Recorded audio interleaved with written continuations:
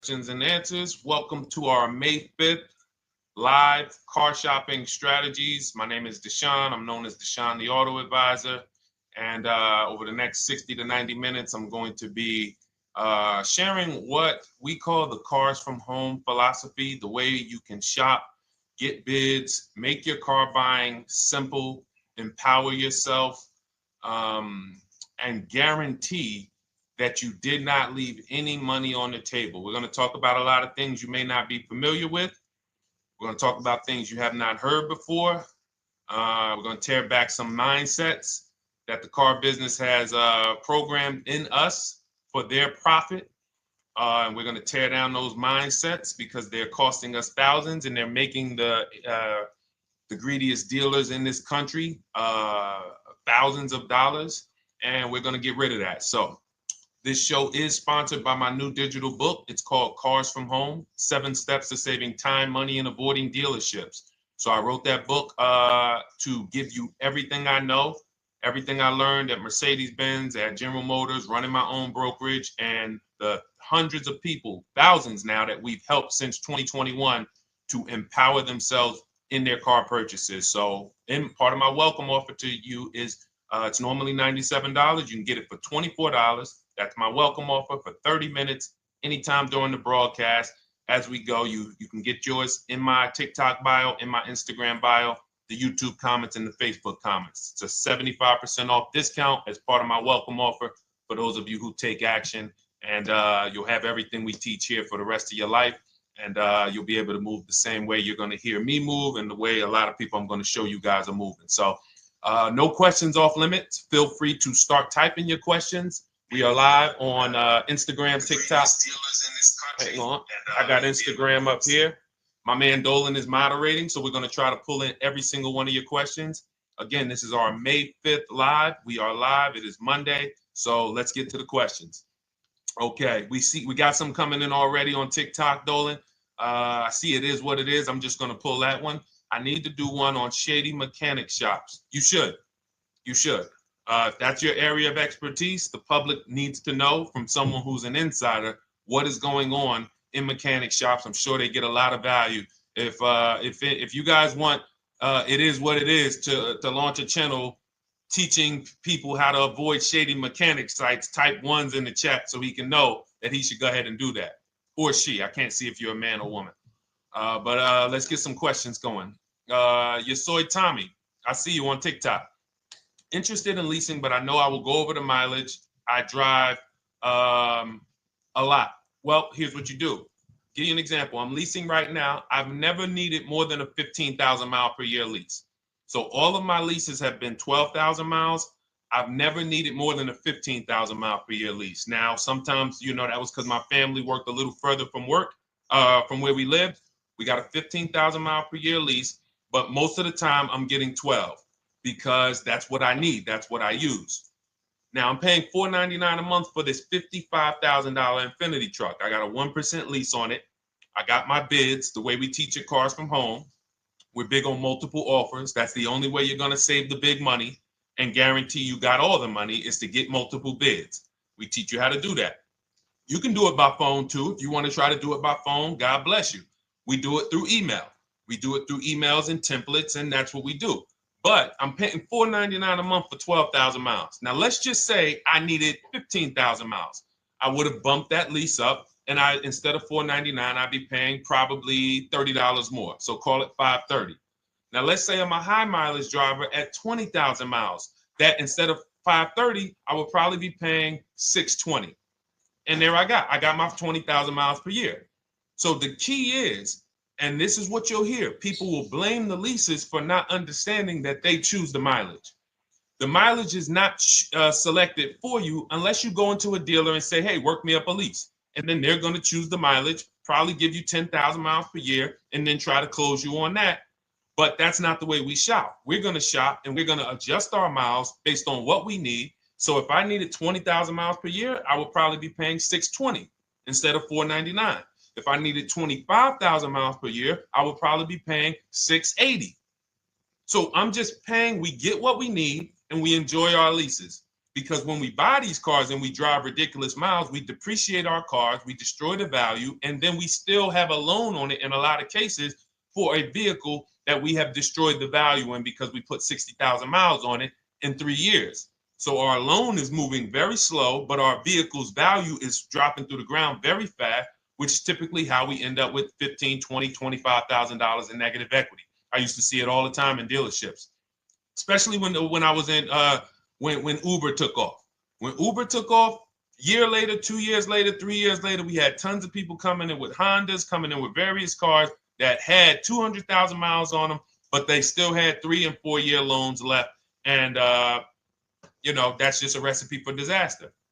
That's a recipe for disaster. So you should not be leasing, though, if you keep your cars 8 years. Some of you familiar with the 8-year rule, you understand. Everyone should not be leasing. I want to make that clear. Some people say, Deshone, you believe everyone should be leasing? No, I don't. If you are not keeping your cars 8 years, then you should be shopping for below market leases. Don't forget those 2 words, below market leases. Because if you're paying what everyone else is paying for their leases, it's not going to make sense. Some of these strategies are not going to make sense. You need to be getting below market leases. And the way we do that is to comparison shop, get multiple offers from dealers, have them compete for our business, and then we get these leases that no one else can get.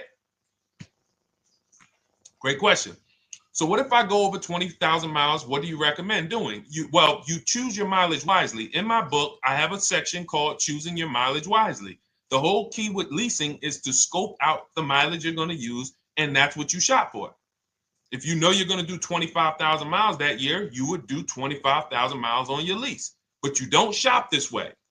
We always shop with 12. A problem with leasing is once again, you go into the dealership, you say, work me up a lease. They're going to work you up what they want. They're going to say, hey, put 5,000 down. Who's had that happen? You go and you look for a lease and they tell you how much money you need to put down. Type me if you've had that happen.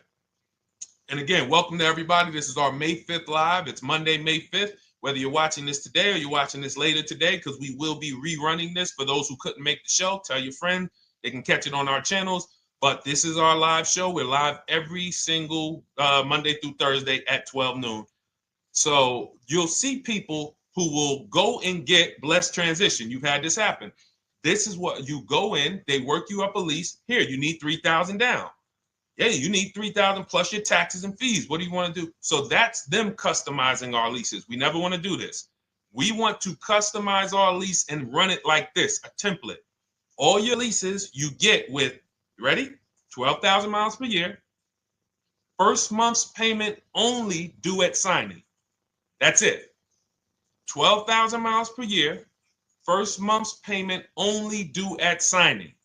That is how you shop all of your lease offers, because this allows you to now use the 1% rule, which I didn't create. A lot of lease savvy people know about the 1% rule, where your MSRP, I'm going to just show an example of an MSRP, the price on the window sticker. Every lease is going to be brand new, guys, or either close to it. The price on the window sticker is the price we go by, the MSRP, and we're going to divide our monthly payment into the MSRP. And once we get that, the number, that's going to tell us if we got a 1% lease, if we got a 1.5% lease, if we got a 1.8% lease. And what we did was I created the 1.5% rule to know we were overpaying for leases. You don't have value when you lease something over 1.5%. But let's keep it to the point.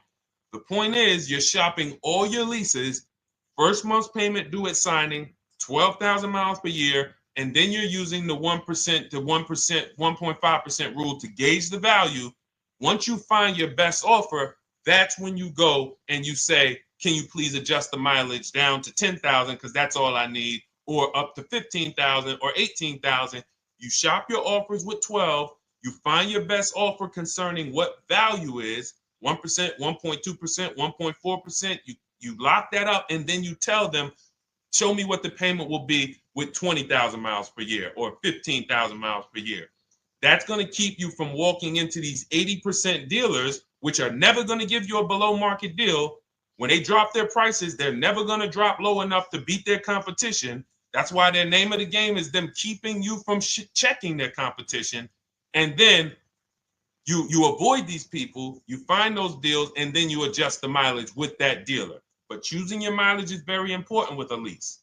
And that's why you should take 5 minutes, 10 minutes, tally up your lifestyle over the next 3 years, and you choose your mileage that you need. Great question. Let's go, Dolan. I'm getting married today. Congratulations to Ash on Facebook, everybody. Ash is getting married today. Congratulations. May God bless you with a healthy, lifelong marriage. Hallelujah. All right. Angel on YouTube says, can I lease for 36 months, then purchase to have a lower payment instead of buying at a higher payment? Now, what he's asking or she's asking is, I want this new car, but if I buy the new car, then I'm going to have to pay for the new car, in which case it's too unaffordable. So can I lease it first and then buy the difference at the end? Yes, you can.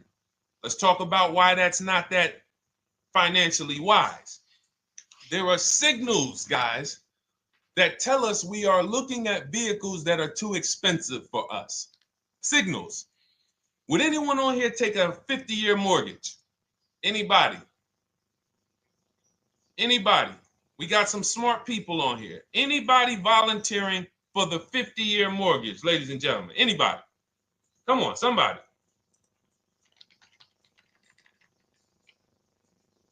No, why not? Why not? Why is everybody saying no to the 50-year mortgage?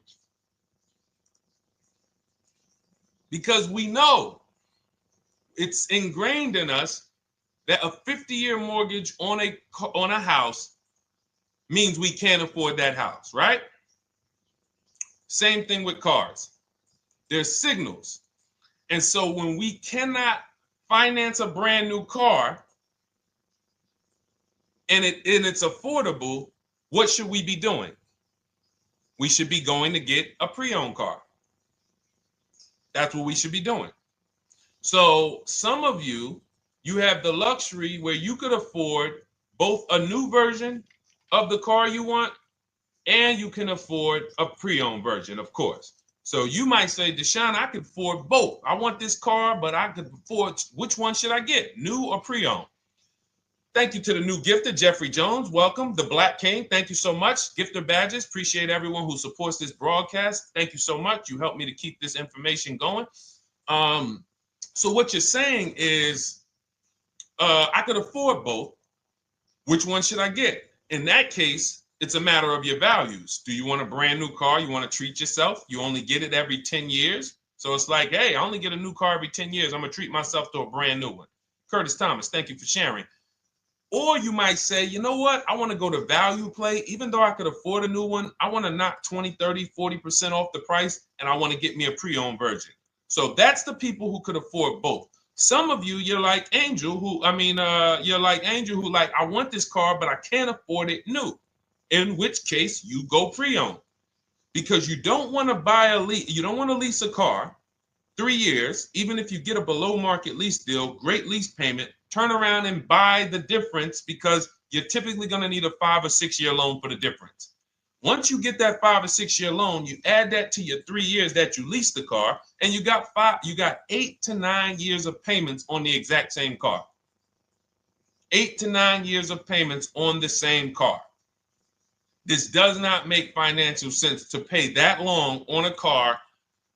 This is, you can't reach the reward stage where the car is paid off and you're putting money to the side for maintenance and repairs. You know, you got a paid off car, because the goal with purchasing is to get to that long-term ownership where the car's paid off. I don't owe anything on it. You know, I got a couple $100 I put to the side for maintenance and upkeep, but that's all. That car is paid off. I can keep that thing for 15 years. I can pass it down to my son, my daughter. We got an extra car in the family. That is the value of purchasing. So if you have a payment for 8 years on a car, you don't get to that stage.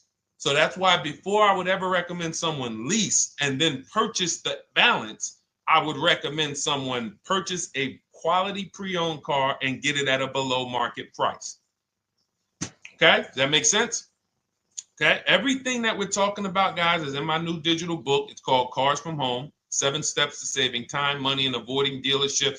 Has everything we teach, because the name of the game is learning how to structure your deals. When should I lease? When should I purchase? And then once you have your structure, getting bids on everything to make sure you don't leave any money on the table. When you get bids on everything, you're never going to lose any money on your trade-in, because you didn't just get one offer on your trade-in, you got bids. You're never going to overpay for your interest rate, because you didn't get one offer on your loan, you got bids. You're never going to overpay for the new car or the used car you're buying, because you didn't get one offer on it, you got bids. And that empowers you to control the transaction. That is what we teach. That's in my new digital book, step by step. You can get your copy for 75% off, normally $97, but it's part of our welcome offer for 30 minutes. You got it in my TikTok bio, Instagram bio, YouTube comments, or the Facebook comments for $24. Okay, enjoy it, use it. All right, let's keep it going. I need to buy a car. I want to know how to buy the advertised new the new SUV vehicle for under $10,000 or even under $20,000. I don't really understand the question. Let me read it again. I need to buy a car, and I want to know how to buy the advertised new vehicle for under $10,000 or even under $20,000. Are you saying that's the discount you're looking for, or are you saying that is my budget? Please let me know. I don't quite understand. Go ahead to the next one, Dolan.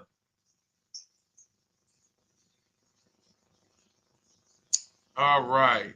If the Carfax report only has service maintenance, is it okay to purchase?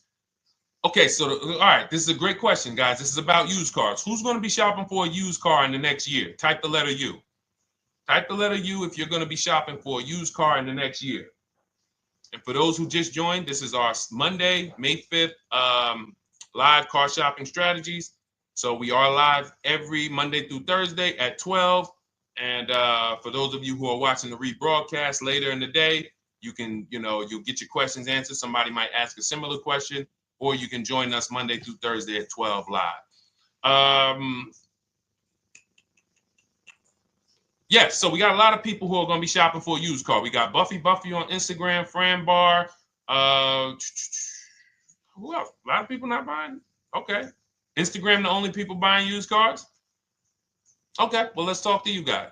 Listen, so here's when you're looking at a used car, what you're focused on is first the service record. First the title history. What is the title history? That means, is it a salvage car? Is it a frame damage car? Is it a now, well, let's start first. Where do we find these cars? Let's start there. We're not going to lots. We're not stumbling onto people's lots. That's what they want. We do not want to go through our neighborhoods looking for used cars. Anybody who does not have a used car on a website, they're trying to take advantage of you, because that is unadvertised, that they don't want to be where the competition is. That is not the way we're going to move. And for years, it was like that. You drive past a dealership on the weekend, you see hey, oh, look, they got this nice yellow car, a nice big red car outside, and you just pull right in. That's 2005 stuff. Now, every used car, we need to be able to compare it to the whole market, which means we need to see it on a website, on a marketplace. So we're opening up, this is called my multiple marketplace strategy. We are opening up, and some of you are going to need a pen if you're going to really, or unless you're going to watch the rebroadcast, because I'm running stuff past you that, you're trying to buy a $30,000, $50,000, $100,000 car. We're not talking about how you're going to get a couple things from Amazon and, set up a little home studio for $2,000. We're talking about the second most expensive purchase most of you are going to make. So it's understand that you're going to need to focus in order to get the most out of what we're talking about. So we're going to go to the marketplaces. The marketplaces are Carvana. They sell their own inventory. CarMax, they sell their own used car inventory. Driveway, they sell their own used car inventory. We're going to go to now dealerships. AutoNation, they sell other people's, they sell their own. They buy and they relist it on their website. But then you have Car Gurus, you have Carfax, you have Kelly's Blue Book, no, not Kelly's Blue Book. You have Auto Trader, Car Gurus. So we're going to all these marketplaces, we open them right up in one tab. So now what we're doing is we're putting in our criteria, and what we want to do, we want to go 100 miles out. Even if you're not willing to drive 100 miles out, you want to see what the whole market looks like within 100 miles. So now, if you know what you can afford, then you can put in your price criteria. I have a tool that I created. It's called the Perfect Budget Calculator. Some people who have my book, you've used it, where you put in your down payment preferred, you put in your interest rate, you put in any equity from your old car, and it tells you, because what you tend to miss is the fees. That's what you tend to miss. So if you're not using this calculator that we created, you want to add another $2,000 or so, because you got to factor in the fees in that budget. Some of you go out and say, man, I think I could afford $30,000. Then when you find your car, they bump you up to $33,000 because you didn't factor in the taxes and fees. So this calculator does it for you in my book, and everything we use the Perfect Budget Calculator. But if you're not using it, just estimate another, a little higher. Now you put all of that into the marketplaces. Now you're looking for what the inventory is. Now, here's the reason why you must open up all these marketplaces. First reason, they have different cars on them. Carvana and CarMax has different cars than Car Gurus, Cars.com, Auto Trader. There's different cars on them. Another reason we need to open it up is because sometimes you'll see one car here on Car Gurus for $31,000, and then you'll see that on Auto Trader they marked it down $2,000. It's $29,000. And you're like, wait, why the heck is it lower? This is the same car. Well, it could be because this marketplace got the notification first to lower the price, and maybe this one takes a little longer to see that, oh, maybe that takes 24 hours before their updates take effect. So that's why you want to open up all these marketplaces. Now you're narrowing this down first based on your color choices, what options you want, your models, and now we're starting to narrow this thing down. So we're narrowing it down. Now we start to look at the history of these cars. This is the best way to start narrowing down your used car search. Let's now dive into the history. I need the Carfax. Now, some of these websites will give you a free Carfax. Some of them will try to make you buy a Carfax. Now, I'm going to give you one of the secret strategies that we've been using for years in my book, and I'll tell you it right now. It is how we get free Carfaxes, because when we get to most vehicles, you guys, for those of you who are just meeting me, I worked in Mercedes-Benz for 5 years and General Motors for 5 years, and I ran my own brokerage. I started it in 2016, and I ran that while I worked at the car dealership. So I have a lot of experience and have seen a lot, and that's why I'm able to teach these things. I also love numbers. But one of the things that I know is almost every dealership has a contract with Carfax. So every dealership, we pay Carfax already. So what we're able to do is when we list our inventory on our websites, we're able to list the Carfax with it. We're able to provide that free of charge. But when we pay Auto Trader or Cars.com or Car Gurus, we are not able to actually push our Carfax to that marketplace. But if you come to our website and you find the vehicle on our website, most times you will find the Carfax for free. That is what we have been doing for years. So that now we have the Carfax, because the Carfax is the only way we can see those service records right now, because we've already narrowed it down based on, first thing we're doing is we're looking at title history, frame damage, salvage title, rebuilt title, total loss. That's the type of vehicle. The next thing we're doing to narrow it down, which is where many of you get in trouble, is you're looking at the service records. Skipping service records, buying used cars without seeing service records is disaster.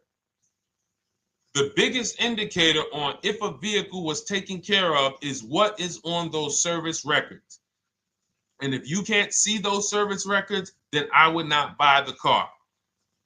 Somebody say, oh, I'm changing the oil myself. If you don't have proof that you have changed the oil yourself, I cannot see it. I cannot see that you have maintenance this car, and that's a turnoff for me.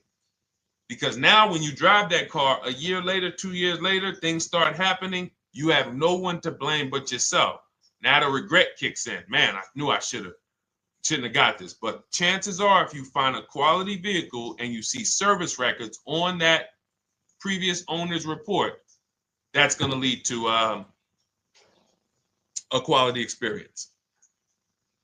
Okay, so that's pretty much how the initial part of our multiple marketplace strategy.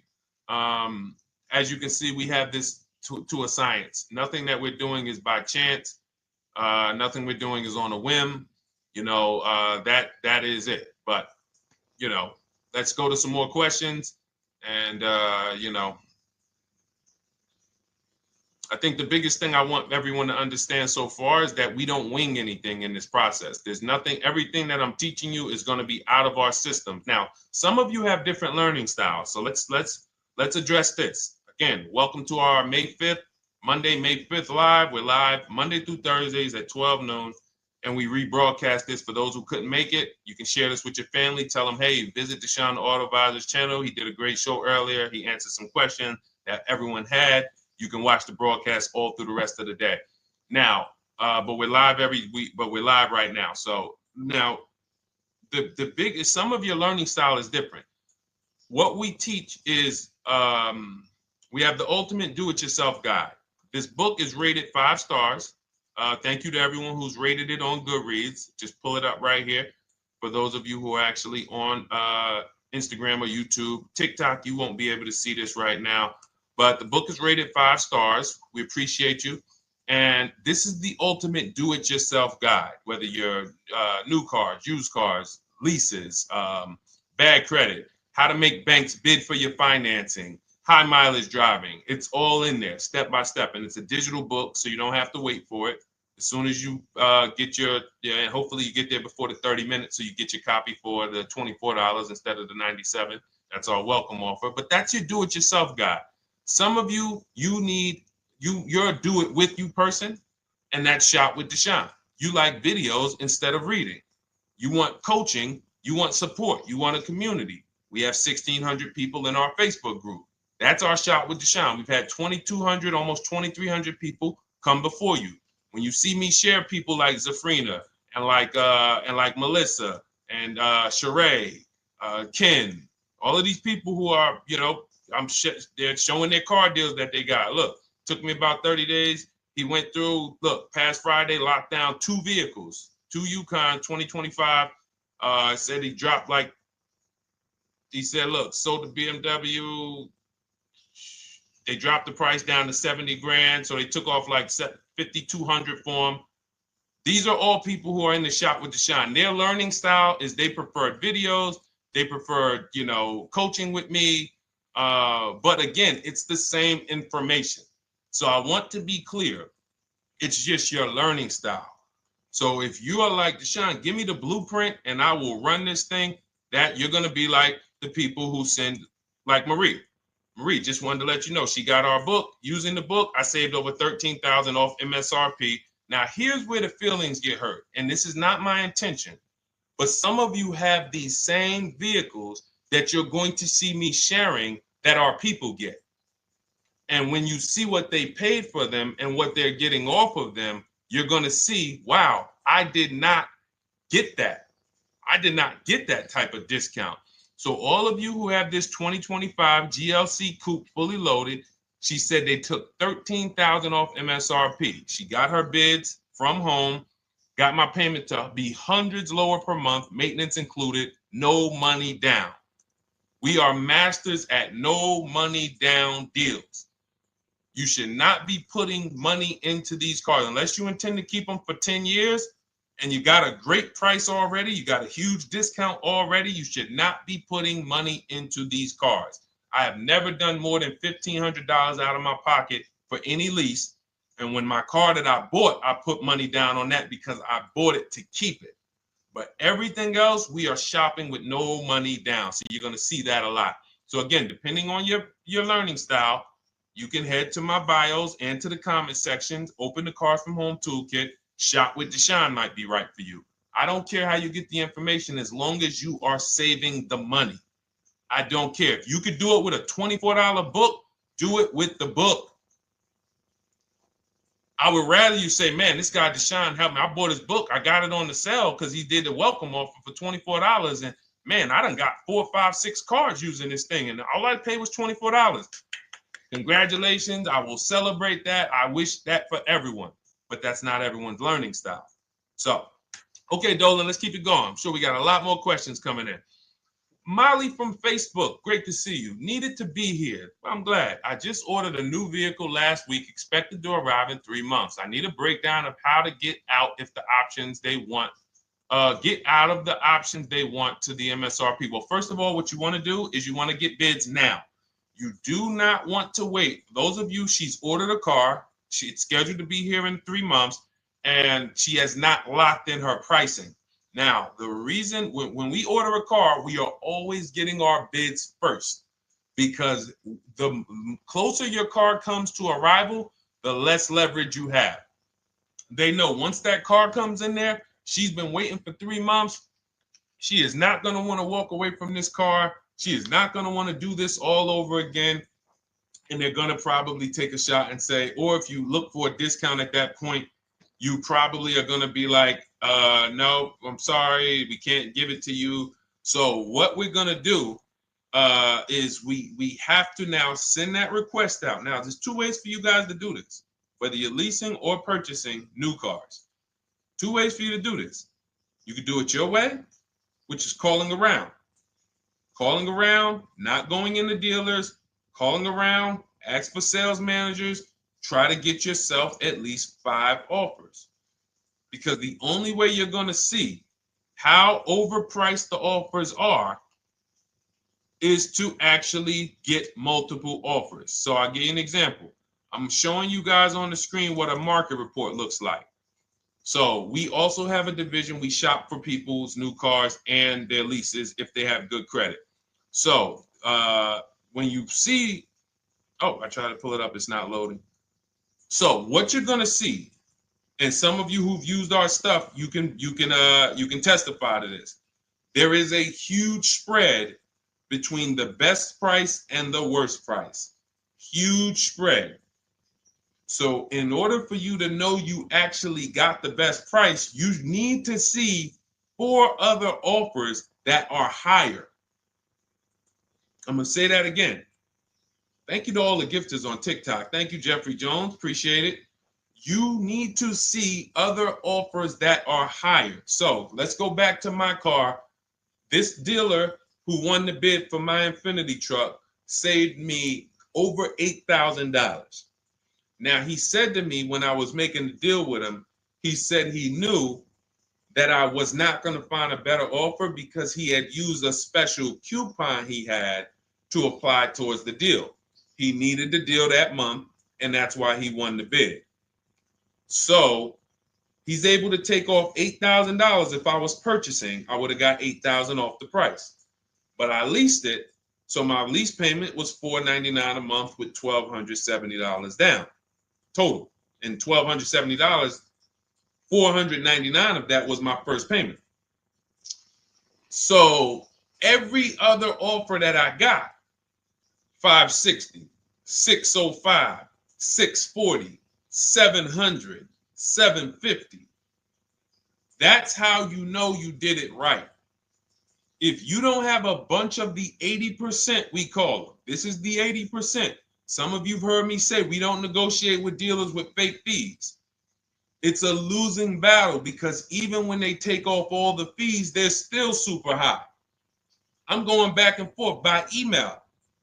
So if you're using what we teach, you're taking minutes out of your day. You're going back and forth with email. We close deals in 60 to 90 minutes. I'm not inviting anyone to car college. 60 to 90 minutes of emails back and forth. Next thing you know, we're closing a deal.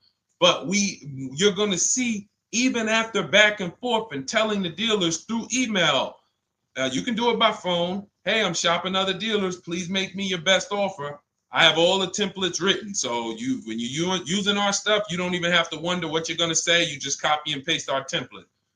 But even after that, you're going to see, wait, these people are still giving me super high prices, even though I told them I'm shopping, even though I told them I'm serious, I could buy the car right now. Even though I gave them every single thing I need to give them to get an offer, they're still $150 a month higher than my best offer.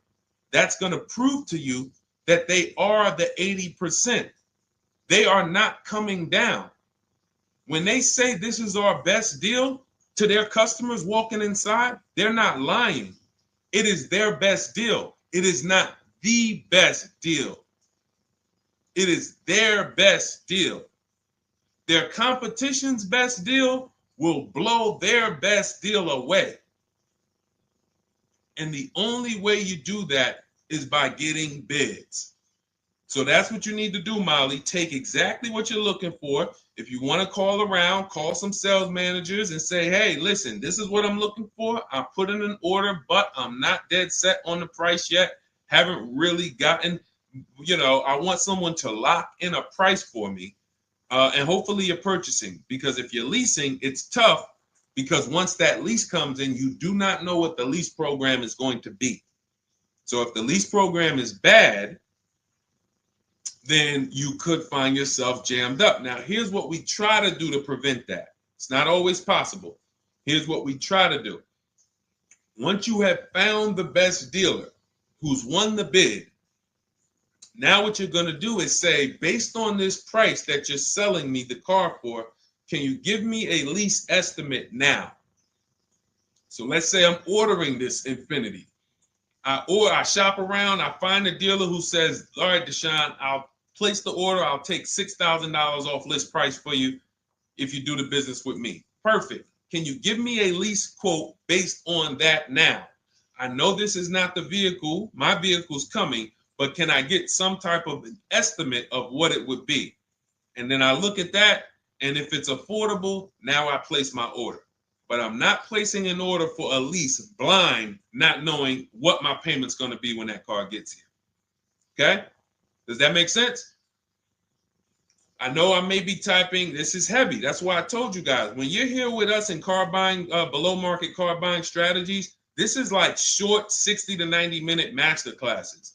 This is not lives where I'm showing you how to make macaroni and cheese and turkey and like, okay, yeah, you got your music playing in the background. Hey, listen, all right, what I need? Oh, hand me the Sazon. No, you could do multiple things. This is heavy finance talk for 60 to 90 minutes, and it will change your life. And I just saw my girl, Lisa. Lisa, good to see you. Lisa's been, she's been learning from us and rocking with Cars from Home. Let me see. I'm glad you clarified, even if no money down on the lease, you still really have to give them the first month's amount. Yes, I don't know what I'm going to do yet, buy or lease. No matter, I'm learning lots and sharing with my peeps. Thank you, Lisa. Thank you. Now, technically, you don't have to give them the first month's payment either. What I do is our templates all involve shopping, first month payment due at signing. But if I wanted to, so let's say, for example, on this $499 a month lease I got on the Infiniti, and I'll actually will add this because I'm glad you said that. The lease is that's your first month's payment, so it's not considered money down. It's considered your first month's payment because you're leasing, you're paying 36 months or 39 months. We don't do 4-year leases. We don't even do 3.5-year leases in most cases. We're not doing it. It's 36 months, 39 months, and if they have a really, really good program for 2 years, they will tell us about it.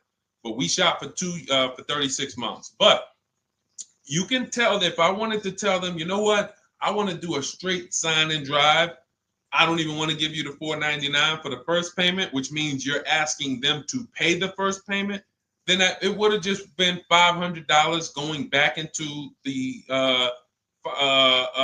cap cost, which would raise the payment probably with interest and taxes, maybe 15, 17 bucks, something like that. So if I truly wanted to bring nothing to the table, I can just have them to, cap the first month's payment. You can do that.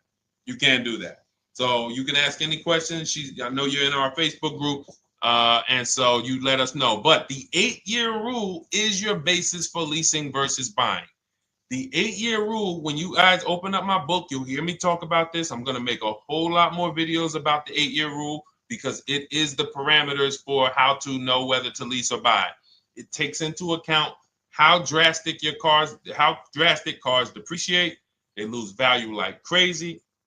All the losses are in the first 5 to 7 years, and you don't win until you've kept the car at least 8 years, compared to someone who's getting a below market lease. So let's take an example. You look at somebody like, Brian. Brian got my book. Just finalized my first ever lease using your system.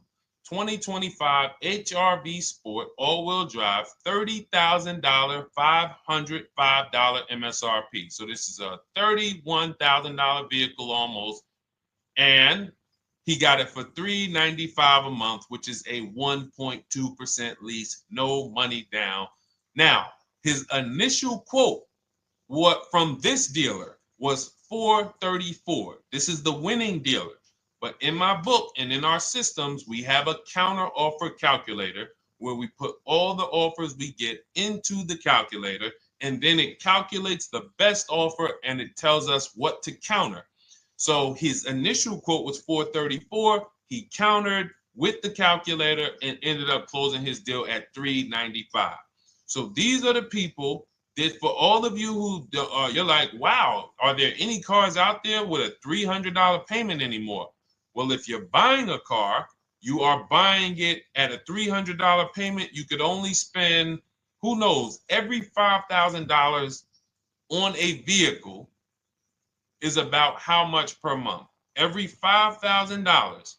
When you're looking at a car, every $5,000 on a 5-year loan, which is what you should be defaulting to, is about how much per month. Thank you, Nikki. Nikki got a #1 gifter badge. And I don't really know what all of that stuff means, but I definitely appreciate it. The Black King, thank you so much. I just know it means you guys support the show. So I appreciate it. So who knows? Every Nucci Graham is and I wanna Nucci Graham will address you next, because as soon as you get your book, on the thank you page it says, "Thank you for your purchase. Click below to open your book." So we'll address that shortly. But okay, thank you, Lisa. Yes, every $5,000, and Nikki, $100. So this keeps you in the safe zone. When you are looking for how much loan I'm going to take, you are looking and saying, every $5,000 is going to cost me roughly $100 per month. So if I want to spend $400, then my loan needs to be about $20,000, which means I'm looking at this car. If I'm going to buy it for $23,000 plus fees, and I want to be at $400, I'm going to have to come up with some more money down, because I need to get my payment here. I need a $20,000 loan. I'm not going to go in looking at a $20,000 car and thinking, man, can they get me to $250 a month on this? No money down, because the math doesn't make sense. Because the only way they can get you to that is to put you in a 7 or 8 or 9 year loan, which is a horrible deal. And they've done it to a lot of people, because you go in and you just say, get me to this monthly payment. And they're like, well, you didn't say how long. You come in later, hey, man, my loan is, I remember, man, a guy called me, and this is, unfortunately, people are not trained to look at how long their loan is. Early in my career, I think I was still with General Motors, and a guy came in and he had some vehicle, And he was like, D, could you look at this, man, and tell me, because I don't, I'm trying to get out this thing, man. They telling me I can't get out of it now. That's a recipe. You bury yourself when you make these types of moves. They're saying I can't get out. I looked at his contract. It was a 96-month loan. 96-month loan. So he's in a 96-month loan at a high payment. He's going nowhere. And what it came from is him going in and saying, hey, get me to this payment. My payment's affordable, but how long is the payment? That determines what you're paying for the car. So when we say, yo, are there $300 payments out there? I'm showing you. Leasing, there's cars you can drive 30,000 miles, $30,000 cars, beautiful vehicles, payments in the threes when you're shopping and getting bids, and you're finding vehicles with great lease deals. At the same time, on a pre-owned car, that's only going to get you under 20 grand, between 15 and 20 grand. So it's about getting the most for your money. And getting the most for your money, you must take into account the 8-year rule. If I'm not keeping a car 8 years, I should be shopping for a below market lease. I'm not tying up any of my money in this car because I'm not keeping it long enough to have all of that money benefit me. Does that make sense? Type ones if that makes sense. Type dollar signs if that makes sense, because this is about money. If I'm not keeping the car 8 years, then all the money I'm going to tie up in the car to pay for it, to pay off the loan, to do the maintenance, to change the tires, to change the brakes, to change the oil, to change the brake fluid, the transmission, all of the money I'm putting in that car, just normal maintenance. I didn't say anything broke. Normal maintenance over 7 years. I'm not going to keep the car long enough to have that make sense. Whereas had I leased, I'm just below market leases. I'm just literally paying cents on the dollar, changing my oil. Most of the times I'm out the car before I need brakes, unless some of you are driving 15,000 mile a year leases, and then sometimes you will replace the brake, but it still does not compare to the cost of purchasing. And throughout the show, I'm gonna show a lot more lease deals and a lot more discounts. But the reason why I show you guys the lease deals is because the money doesn't lie. Unless you're just hell bent on paying more, the money does not lie. You can't compare when I was, I'm driving $40,000 cars, my payments have a 3 in front of them, and my friends are driving $20,000 cars and their payments have a 3 in front of them. And those cars are used, need maintenance, warranties done ran out after 4 years. I'm over here driving brand new cars, problem free, and they're paying the same amount or more than me, and they're driving inferior products. And then once they really get tired of the car, they go ahead and they trade it in and they start the process all over again. So it's bad financial advice that the car business never trained on, and they just love for people to be ignorant. But we're not going to be ignorant here. All right, Dolan, let's keep it going. By the way, all of you who just joined, this is our Monday, May 5th live. We are live every Monday through Thursday at noon. So for those of you who may be watching the rebroadcast, we rebroadcast the show all through the day. So for those who missed the show, you can either, or some of you want to tell your friends, oh, hey, you're shopping for a car, go watch this show. And we'll rebroadcast this show all through the day. And we rebroadcast all the episodes through the weekend. So for those of you who didn't have time, you're, man, I want to catch up on all the shows, all the questions that were asked. We'll rebroadcast those through the weekend. But we are live every Monday through Thursday between 12 and usually 1:30. You can have your friends and family tap in. You can bring your questions, and we try to get to as many as we can. All right, Dolan, let's keep it moving. Let's get to some more. What are the companies for loans? Well, there's a lot of them. First thing you want to do is, so we teach something called the bank bidding war. This is a question, because here's my question to you guys. Where do you get your car loans from? Here's my question to you.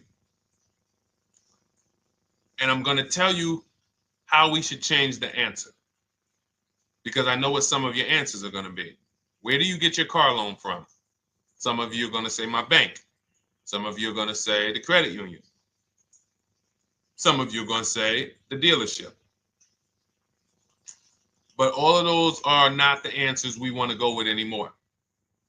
Here's the answer. You got it, Nikki. I love Nikki. Whoever gives me the best rate. That is going to be the answer moving forward. If you're using what we're teaching, that's your answer. Whoever gives me the best rate. In other words, whoever wins the bid. So what we're doing is we are not just going to our credit union and having them run our credit, give us a rate, and now we going out and we're shopping with a check in hand and we're shopping with our back against the wall because the bank says, well, hey, you know, your pre-approval expires May 17th, so you hurry up and find a car or you're going to have to come back and run your credit again. Now we're over here and our bank is putting our back against the wall. That's ridiculous. So what we do is we use what you should do is you should look at the average interest rate. If you have average credit, look at the average interest rate, and then you use that to budget. Again, I have a calculator that we invented. It's a proprietary calculator. You can't find it on Google. It's in my book. It's in our course, Shop with Deshone, in our checklist, our video checklist. This is stuff that, again, we don't, if you notice stuff that I teach, it's not anywhere. Deshone, why can't I find an 8-year rule on YouTube? It's because it's Cars from Home. We created it. I can't find the 1.5% rule. No one else teaches that. That's because it's our intellectual property. We created it. I don't mind people saying it, but they need to understand we didn't find this stuff. We created the stuff. So calculators, we invented them. So this calculator you take this interest rate, but even if you want to use a standard payment estimator calculator, you can take just what I said. Remember, add a little bit more for the fees, because that's what you're not taking into account. The fees, the taxes, and that's where we get in trouble. My calculator, our perfect budget calculator, does that for you. So now you want to look at the average interest rate. Type in average rates for cars. Use that for your budget, just so you can know about how much car I can go and get.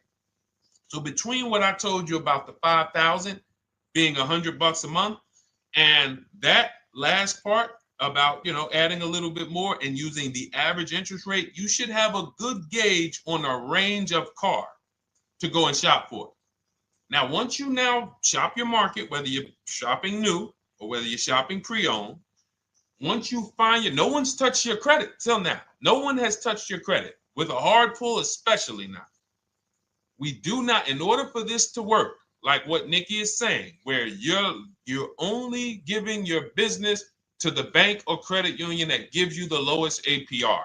In order for this to work and for you to be able to shop freely, no pressure, you need to make sure you don't let anyone run your credit with a hard pull before you find your best deal on a car.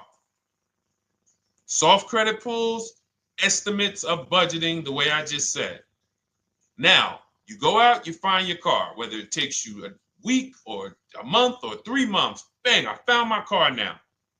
You lock the car up, put it under contract, you leave your deposit.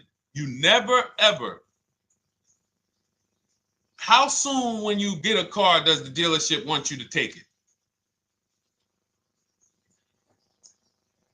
I like asking questions like this because we can prove how predictable most of the car business is.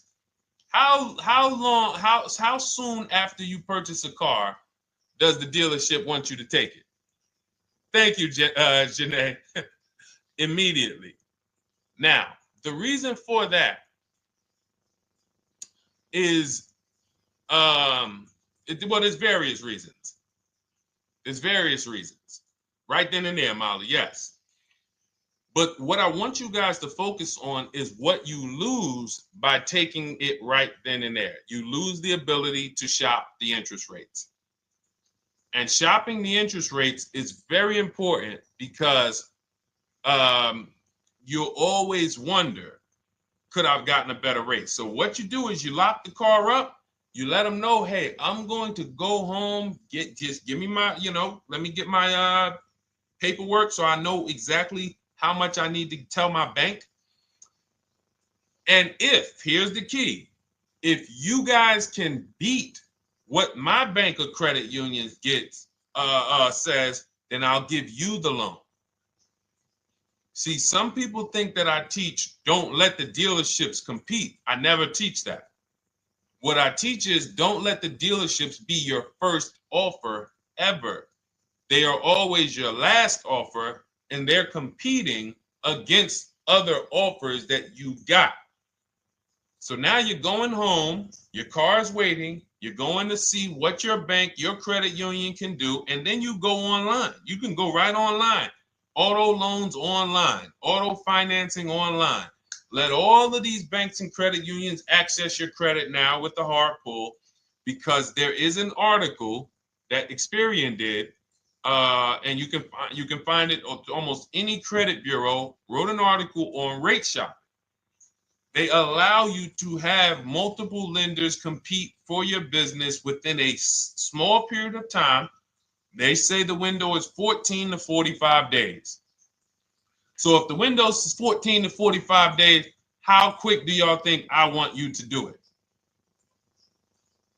If the window says, because that's a big window, as long as you shop within that window, at the end, those multiple inquiries will have the same weight on your score as one inquiry, because it looks as if you were shopping and you were doing your due diligence. Thank you, Greg, Sheila, with these gifter badges. I don't know. It's like a nice. I appreciate it, Glendale. Thank you.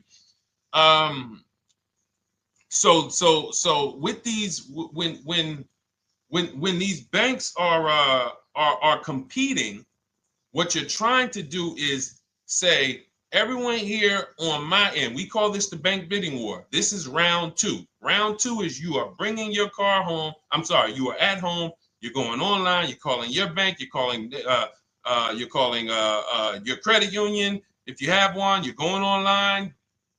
This will take you literally one day, not even. This maybe take you an hour. Because if they say that the window to shop is between 14 and 45 days, I want you to do it in 24 hours. We want all the competition in 24 hours.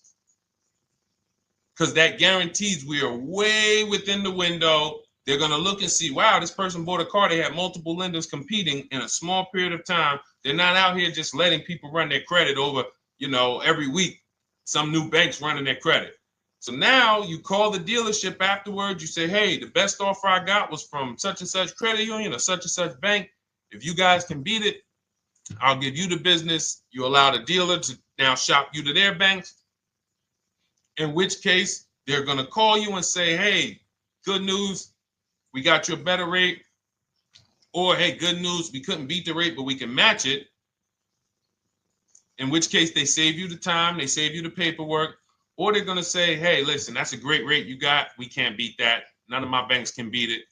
And in which case, we guarantee all around we got the best rate, which is the goal we're looking for. As Nikki said, I'm only giving my business to who gave me the best rate. That is the bank bidding war. So when you get your digital book, Cars from Home, you'll get that in writing. We also have it in our Shop with Deshone video checklist. For those of you who are more do-it-with-me types, again, we're all about your learning style. And some of you just like, Deshone, I see you. Can you shop for us? What are these? I'm seeing a lot of you guys shop for people, new cars, new cars, leases only. And you have to have good credit. Your FICO scores need to be over 670, all of them. But if you don't, again, same result. We've been helping people get these results since 2021. And again, I am all about speed. These are short videos. The book is boom, action steps, action, action, action, action. I'm not trying to teach you everything about cars. I'm trying to walk you through a path, a 7-step path to get to the result you want all the time. Okay, I'm not taking you to car college. You're not going into the car business. You just need to know how to get the best deal. And that's what it's about, step by step. Okay, but for those of you who are just coming on, this whole show is sponsored by my new digital book. It's called Cars from Home, 7 Steps to Saving Time, Money, and Avoiding Dealerships. It's a digital book. Everything we teach about new cars, used cars, leases, below market financing, high mileage driving tips, bad credit tips for those of you who have your credit is not going to qualify you for everything else we're talking about. You need specific strategy. We have that specifically for people with bad credit inside my book and inside Shop with Deshone. So that's why I never believe in one size fits all car buying advice, because all of you are in different situations. So how does somebody look saying, you all should do this? We're all in a different situation. I have a trade-in. He doesn't. He has a lease that's coming due. He doesn't. Oh, he has a lease that's coming due. He has equity in it. We need to help him get that equity out. He has a lease. It has an equity, but it has a third-party restriction. We can't talk to people the same. That's why everything we do is custom and letting you know, no matter what your situation is, it's very common to us. Very, very common. So, all right, let's keep it going. We got some more time, Dolan. Pull them up. More questions. All right, yeah, I see we got a couple more coming in on TikTok. How do I get the book? Well, the book is in my TikTok bio. In my Instagram bio, there's a website there. It's Cars from Home Toolkit. And then you'll see the welcome special for $24. So the book is normally $97, but as part of our welcome special, you got 30 minutes to get yours for $24. So you won't pay the $94. You get 75% off. We also have a link for you guys on Facebook and YouTube in the comment section so you can get your copy. And if you're going to spend a couple more minutes with us, I would appreciate if you share the broadcast with one person that you care about, so that can help. We can help get this information out, and we can help change lives. If you didn't receive your ebook, well, first of all, as soon as you purchase your book, you're going to see a thank you page. It says, thank you, screenshot this page, and then it says below, click the link below to open your book. So you actually get the link to open it as soon as you make the purchase. And then I say, I also emailed you a copy. So sometimes people type their email in, one letter's wrong. Obviously, we can't send a book to an incorrect email, which is why I have my support team's email right on there, so that if you don't see that book within 5 to 10 minutes, you email my support team, hey, I didn't get the book. They'll get you the book right away. So as you can see, I want you to, Dolan, can you put up, do we have anywhere with, we can put up the support team's email for this person, and just send an email to support. There you go. Thank you so much. Support at Deshone the Auto Advisor. Thank you, Dolan. Best moderator in the world. All right, so shoot them an email. Just let them know. Give them your first and last name, and they'll check the record, make sure that we have a purchase from you, and they'll send you your book right away, so you can dig right into it. Okay? All right, let's keep it. We work with clients all around the country. What I'll start doing, I wanted to bring some on here today, but I can't load them up. The system is showing an error. So I got a lot of people. I always bring tests. I always like to show results. So, you know, I'm a results person. So you'll see a lot of people that I share. Brian, who has our book, and, you know, his lease, Marie with her $13,000 off.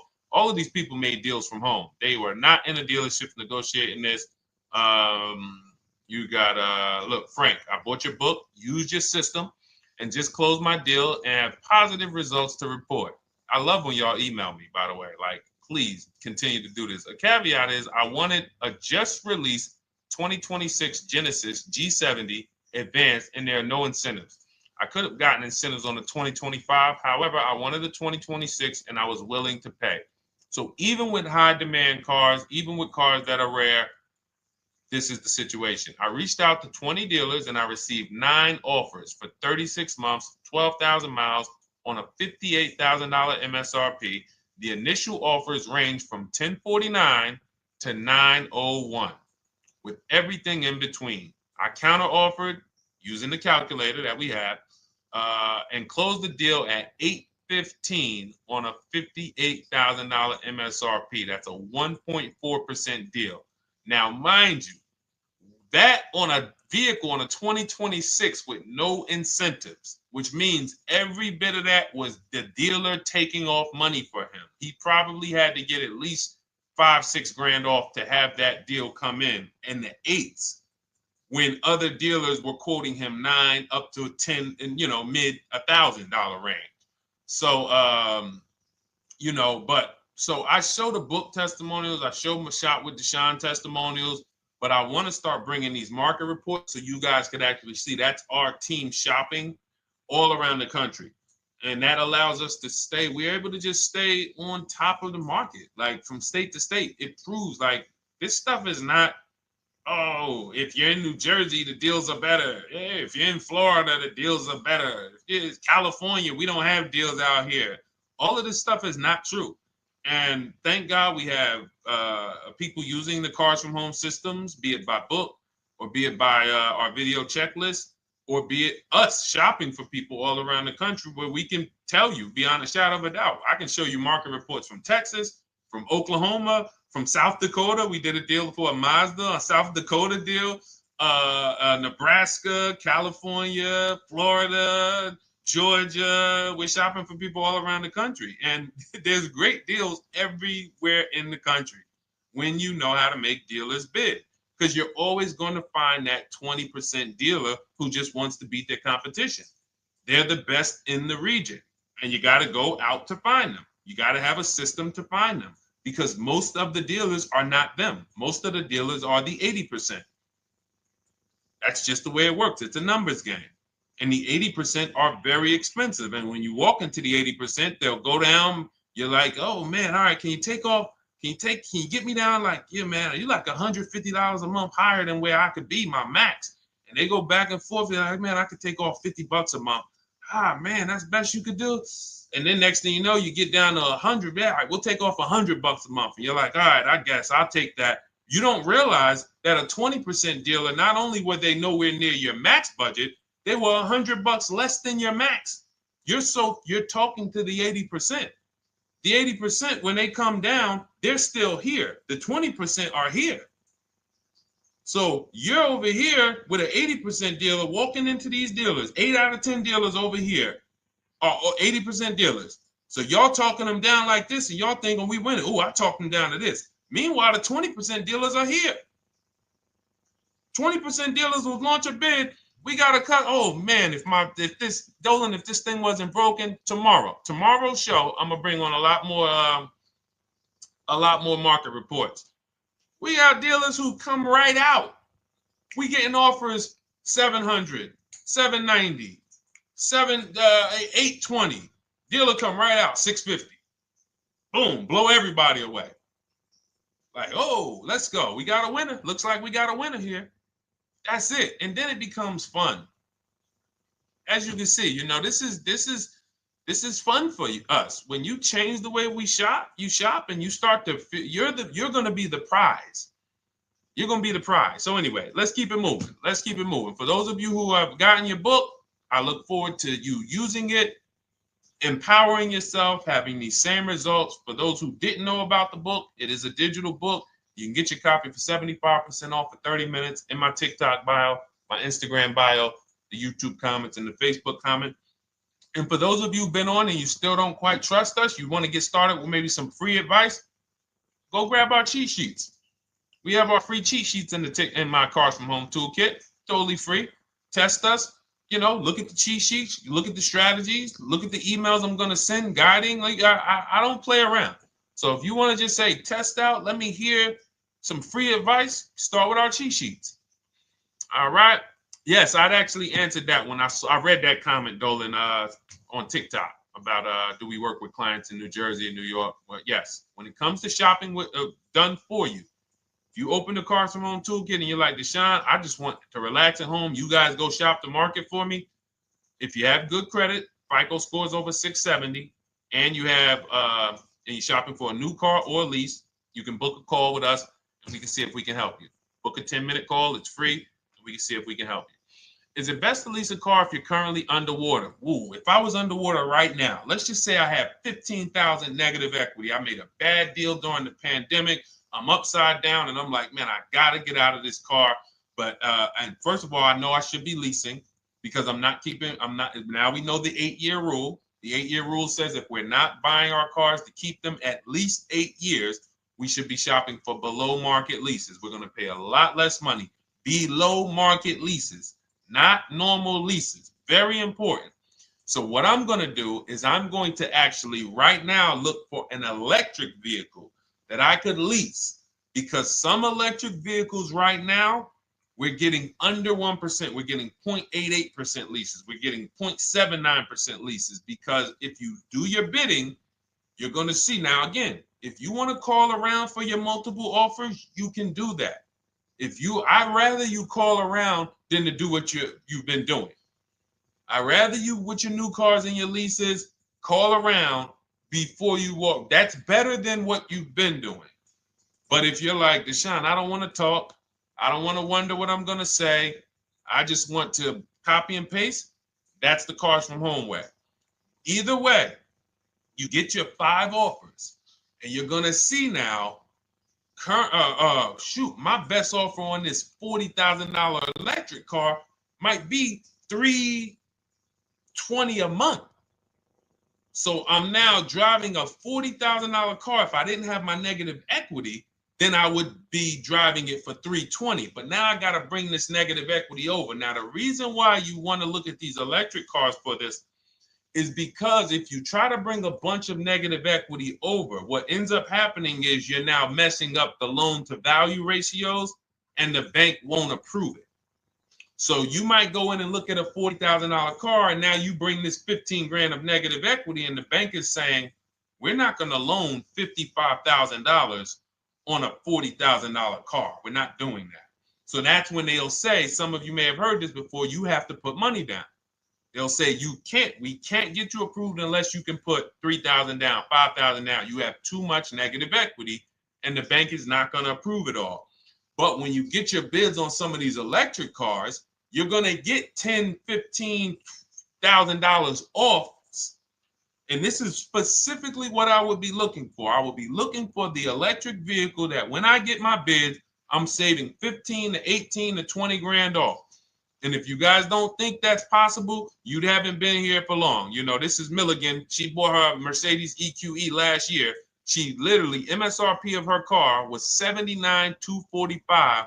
She got almost $30,000 off the vehicle. Almost $30,000 off the vehicle. $51,359 is her price. $79,000 vehicle. She got it after rebates, after discounts, after everything. $51,359. So you take a vehicle that you can get a huge amount of money off, then you bring your negative equity over. So now that payment goes from $320. Yes, it might go up to $575 or $600 even. But I know I'm in a nice car now. I'm in a brand new car, and after 3 years, I'm done with that negative equity. So that's what I would be doing. And if God forbid the car gets totaled while you're driving, you're out of the negative equity in a lease. So if I rolled that negative equity, 15 grand over to this car, now I'm driving it. Boom. All right, I got this electric car. I'm out of the negative equity. I got a good value. I'm in a $40,000 car. My payment is affordable. Now I'm driving. Oh, shoot, car gets totaled. I'm out. I can go get me another car now. I can go and get the same exact car, but I can get it for $320 now. So, you know, that actually is the reason why people commit insurance fraud and total their cars or get them stolen intentionally. But no, that's just something to keep in mind. Something to keep in mind. Because most of you, when you start leasing, you're going to see that was my reason for negative equity. That was my reason I kept having negative equity, is because I wasn't leasing. And that was the reason I was paying more money for cars than I should have, because I wasn't leasing. And again, the key is getting below market leases. You walk into a dealership and say, work me up a lease, you're not going to have these payments that, you know, we're talking about here. It has to be below market leases. That comes through multiple offers. Only way. All right, let's keep it going. A lot more questions. No gap then. Is that your first time leasing? Well, we'll get to that. I see it's a little conversation happening on TikTok over here. By the way, everyone, this is our Monday, May 5th live. We're live Monday through Thursday. Tell your friends, please. I would love for those of you who are going to keep joining us to see some friends tomorrow, family members tomorrow, co-workers. When you are at work, when you're talking to people, if they say they're car shopping, I would love for you to invite them to our live shows Monday through Thursday at 12. And if they couldn't make the show, we will rebroadcast each episode for the rest of the day. So after today, after we end the show, if you guys want to refresh on some things or you want to whatever, you want to send people, we will rebroadcast this episode for the rest of the day. And then on the weekends, we put together a weekly compilation. We broadcast them all just for the people who couldn't make the live shows. But every Monday through Thursday, we are here. And yes, happy Cinco de Mayo to you too, Nikki, and to everyone who celebrates. All right, what do you think about waiting till December month, mid-month to buy a vehicle? I do not. Dealers need cars to sell before that. It's a myth. All right, we're going to dispel a myth, okay? When have we been taught that the best time to buy a car is? Thank you to everyone running up the likes on TikTok. We're at 3,400 likes. Every time you hear something you like, you double tap the screen. That makes a big difference. It sends a message to TikTok that we're doing something good over here. Okay, end of the month. Yes, sweet now. End of the month. So we're gonna peel, like I told you guys when we started the broadcast, right? We are gonna, yes, Molly, last day of the month, right? So this is what we have been taught. Last day of the month, come on in. That's where your deals are, right? Let's look at this logically. As a former car salesperson, the times where where I saw the dealer or myself being the most desperate was the times where we did not have a lot of customers. Sometimes you look up, it's the 10th of the month. They call us into a sales meeting. They say, hey, guys, we got to sell 200 new cars this month. We are only at 40. We are way behind. We are tracking way behind. Call anyone you know who's a real customer. We are entertaining every reasonable offer. Now, you've been taught there's a group of people that we know are coming at the end of the month. There's a group of people that we know that last weekend they're going to rush. But there's no desperation there from us because we know they're coming. So we look and say, I'm much more desperate at various times throughout the month than I will be at the end of the month. Because think about it. Every time you go into the dealership at the end of the month, is it dead or busy? You go into the dealership most of the time at the end of the month, is it dead or busy?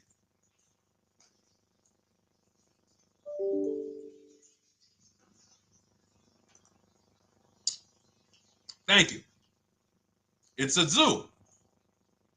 It's a zoo. Customers everywhere. That means all the car salesmen are not worried about making a deal. In fact, they're looking at you and saying, hey, Molly, thank you. Listen, I know you, look, I know the payment's $780 a month. I know you said you wanted to be at $499, but, we've been going back and forth. Can you work your way up, get closer to the $780? Because they know now we can take a shot. Because we have some other customers behind you, Molly. Did you see the people walking out? These people just walked out. They're mad. We don't have enough salesmen here. We got people waiting 40 minutes to speak with somebody. Do you think you're getting the best deal when that's the energy? Yes or no? Let's just be honest here. See, you might forget some of the lessons that we teach if you don't have our books and if you're not in our video checklist and coaching. You might forget some of the lessons, but hopefully you won't forget the stories. So you walk in the dealership at the end of the month, the place is a zoo. It's people everywhere. They're ringing bells. They got the big clown, donuts around. Hey, you want a donut? Do we think there's desperation? Thank you, Sheila. Thank you, Molly. There's no desperation here. And they don't magically wait till the end of every month to hit their numbers. Some dealers hit their numbers at the 25th of the month. Numbers are hit. We still got people coming in end of the month. So What we want to do to answer the question is we want to be positioned. What I like you to do, for those of you who are in an emergency situation, you need a car in a week, in 2 weeks, that's fine. Everything we teach can guide you. We've had people who got their cars in 3 days. Like that's not something that is let's see. This is my second go around, much easier, more relaxing experience. Calculator definitely helps. Turned in my CRV, got a 2022 Marcus, some dealers wouldn't do. Somebody, I wanted to read you somebody who got their car in like 3 days, 5 days. That's normal. Again, like I said, we're not taking you to car college here. Like you know, our step-by-step programs can get you to your cars in less than a week, 90 minutes. But you don't want all your car shopping to be emergencies, because here's where you want to be. You want to be able to say no for up to 3 months. Reason is there's a group of people that walk into the dealerships. They're there right now. They're desperate. They're giving off desperate energy. They can't say no. They back themselves into a corner for whatever reason. If their leases are up, maybe they don't know you can get an extension. If your lease is up this month, you can call, you can get yourself an extension for 1 month. Some leases will be extended up to 3 months, up to 6 months. Those of you who have cars and you're like, Deshone, I'm shopping for a new car, but I don't need it. I just, my car still got some life to it, but, I want to look for something new. This is a position of power to be in. This is where you want to be. You want to be able to say to yourself, all right, let me look at the offers this month in May. All right, I'm going to follow up next month because the offers change. The used car market changes. The lease prices change. The dealer desperation, it changes. I'm not letting tariffs push me into doing something and making a bad deal. I'm not doing it. I'm not worried about tariffs coming because there's going to be deals no matter what. If the prices of the new cars go up, what happens to the prices of our used cars that we're going to be selling? See, that's how we really won during COVID. Some people who've been with me since 2021, that's how we were winning. My man John Shaw, he was one of the first people. David Isaacs came in, got his BMW. Yes, the lease prices were slightly higher back then. We were still getting under 1.5. We were still getting 1.4. John got a 1.2 on a Jeep Wrangler, but we were selling our old cars for 8, 10, 12 grand more than they would be worth today. So even if the new car market goes up, we know how to maximize the prices of the cars we're getting rid of, and we're going to offset it. So we want to position ourselves to be able to say no.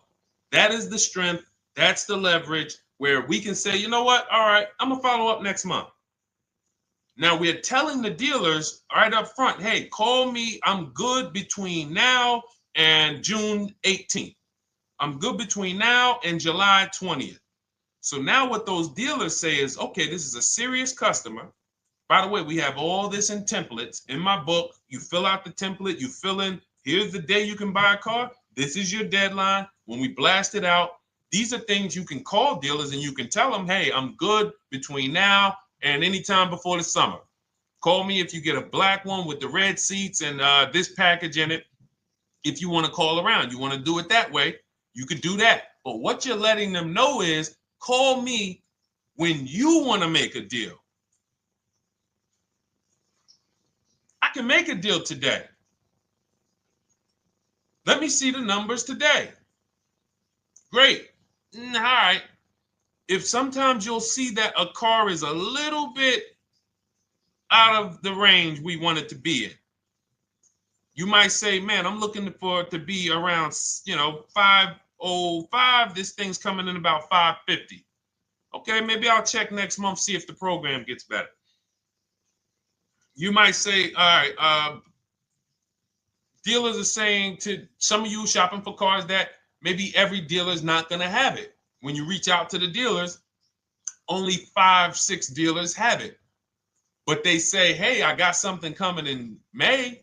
I got something coming end of May, June. Is that good for you? See, they're desperate customers. They can't say yes to that because they back themselves into a corner. But you guys now operating with a 90-day shopping cycle. If a deal comes today, I'm jumping on it. But if you got something coming next month, I'm jumping on that. Call me when you're desperate. Call me when y'all have that meeting. Hey guys, we're way behind. Listen, we need a deal. I'll take any deal right now. Hey, is that person that Sheila McCauley, you know, that last month, her number, we couldn't make that deal last month. Did she get a call yet? Hey, Sheila, did you get a call yet? No, I'm still waiting. Okay, great. We can get to your number now. Perfect. Thank you. Positioned.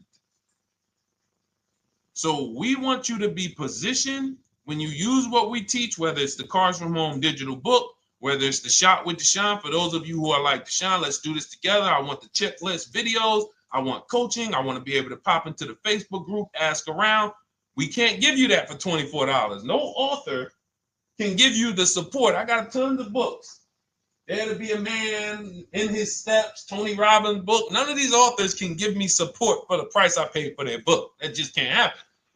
But some of you are like, you know what? This is a big investment. I want to make sure I have a access to, you know, systems for life. That's the Shop with Deshone done for you video checklist. And then you got coaching direct with me in our Zoom calls every second and first and third Wednesday. Twice a month we do. And then we got our private Facebook group with 1,600 people.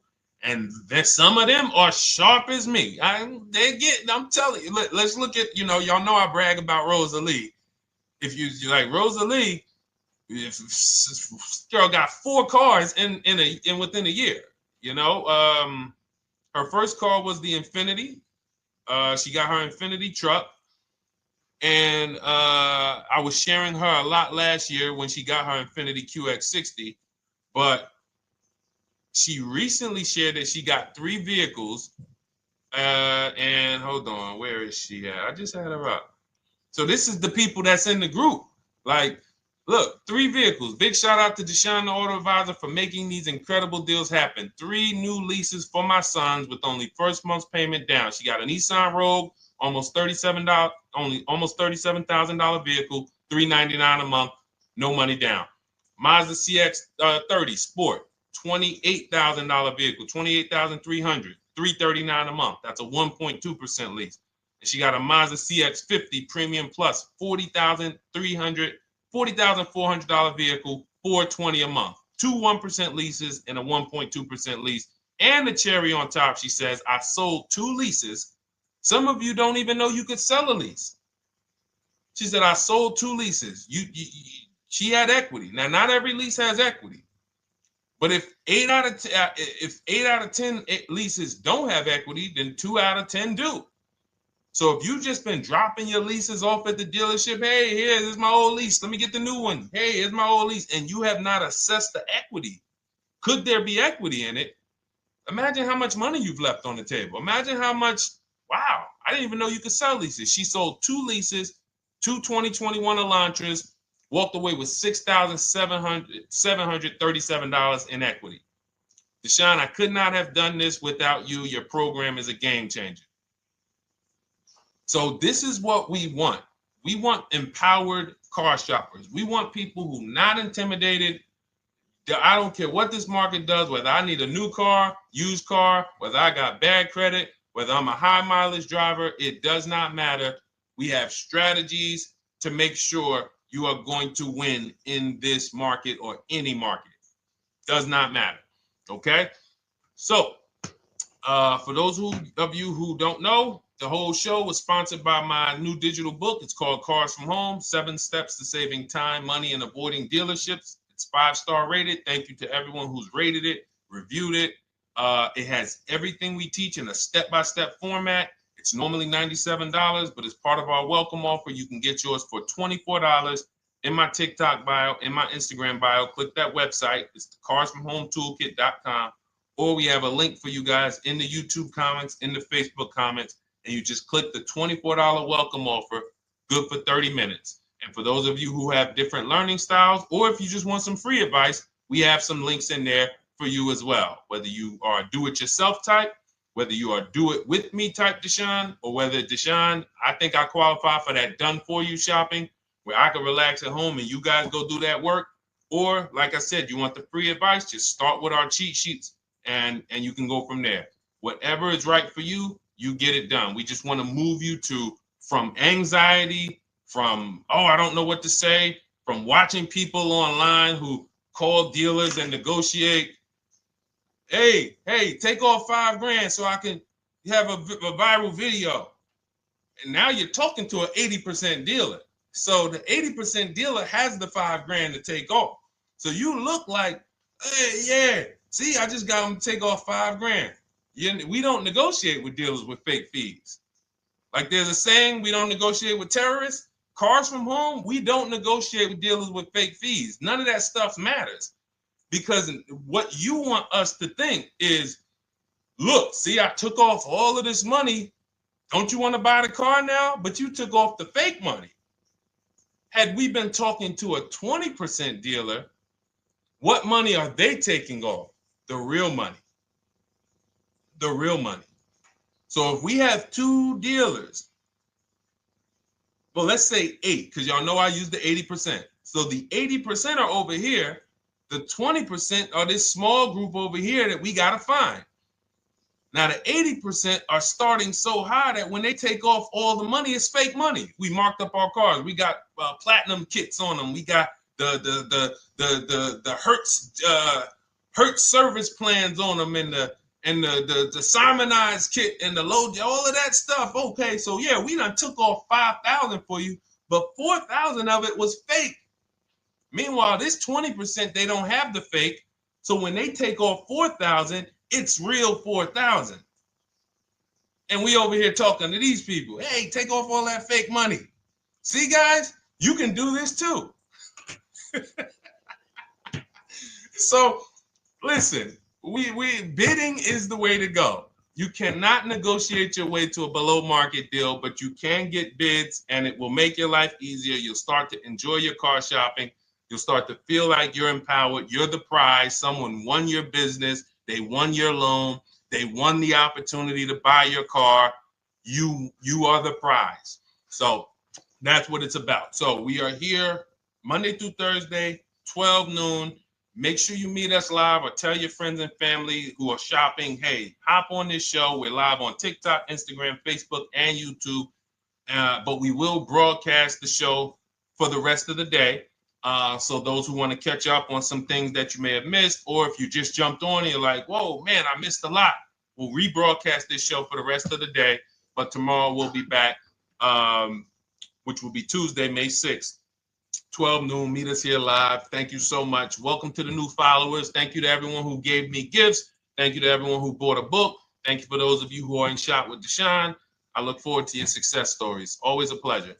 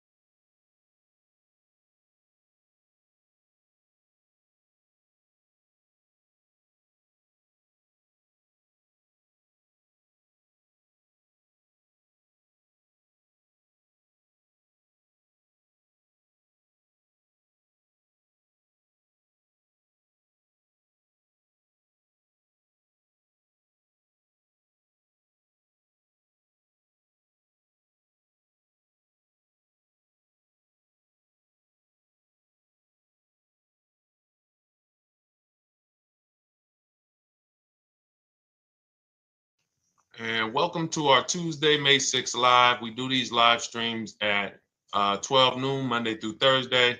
I am your host, Deshone the Auto Advisor. And for those of you who've never met me, I have devoted the last 4 years to teaching people how to get the best deals on cars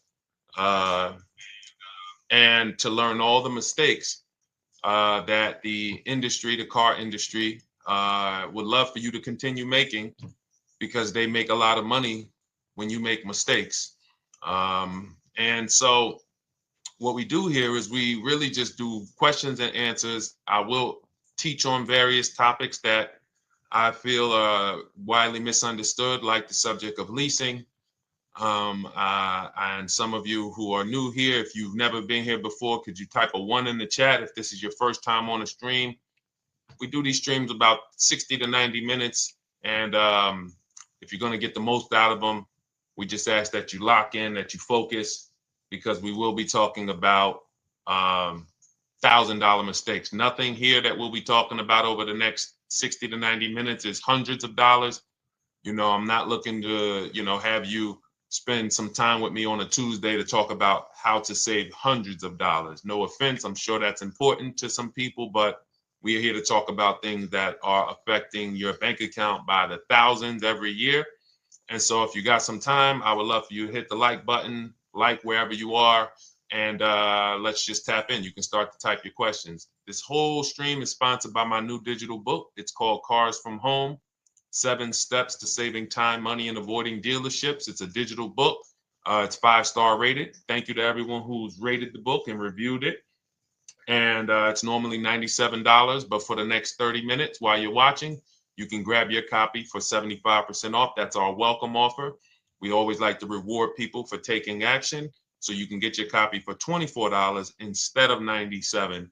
And you can just head to my TikTok bio. You won't leave the show, my Instagram bio, the Facebook comments, or the YouTube comments, and use that link to get your welcome offer, and you'll have everything we teach. So as we go through this for the next 60 to 90 minutes, if you're like, whoa, Deshone, this is a lot.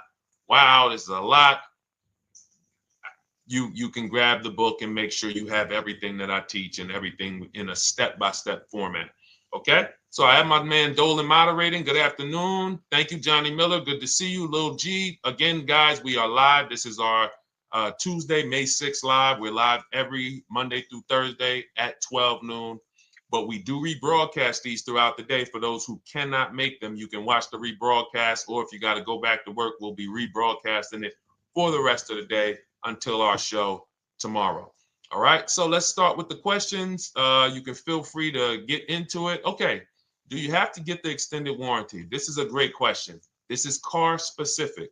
A Honda, Acura, Toyota, in most cases, have always had low cost of maintenance and their parts are inexpensive. When you're buying an extended warranty or you're considering it, it is a risk product. It's an insurance plan.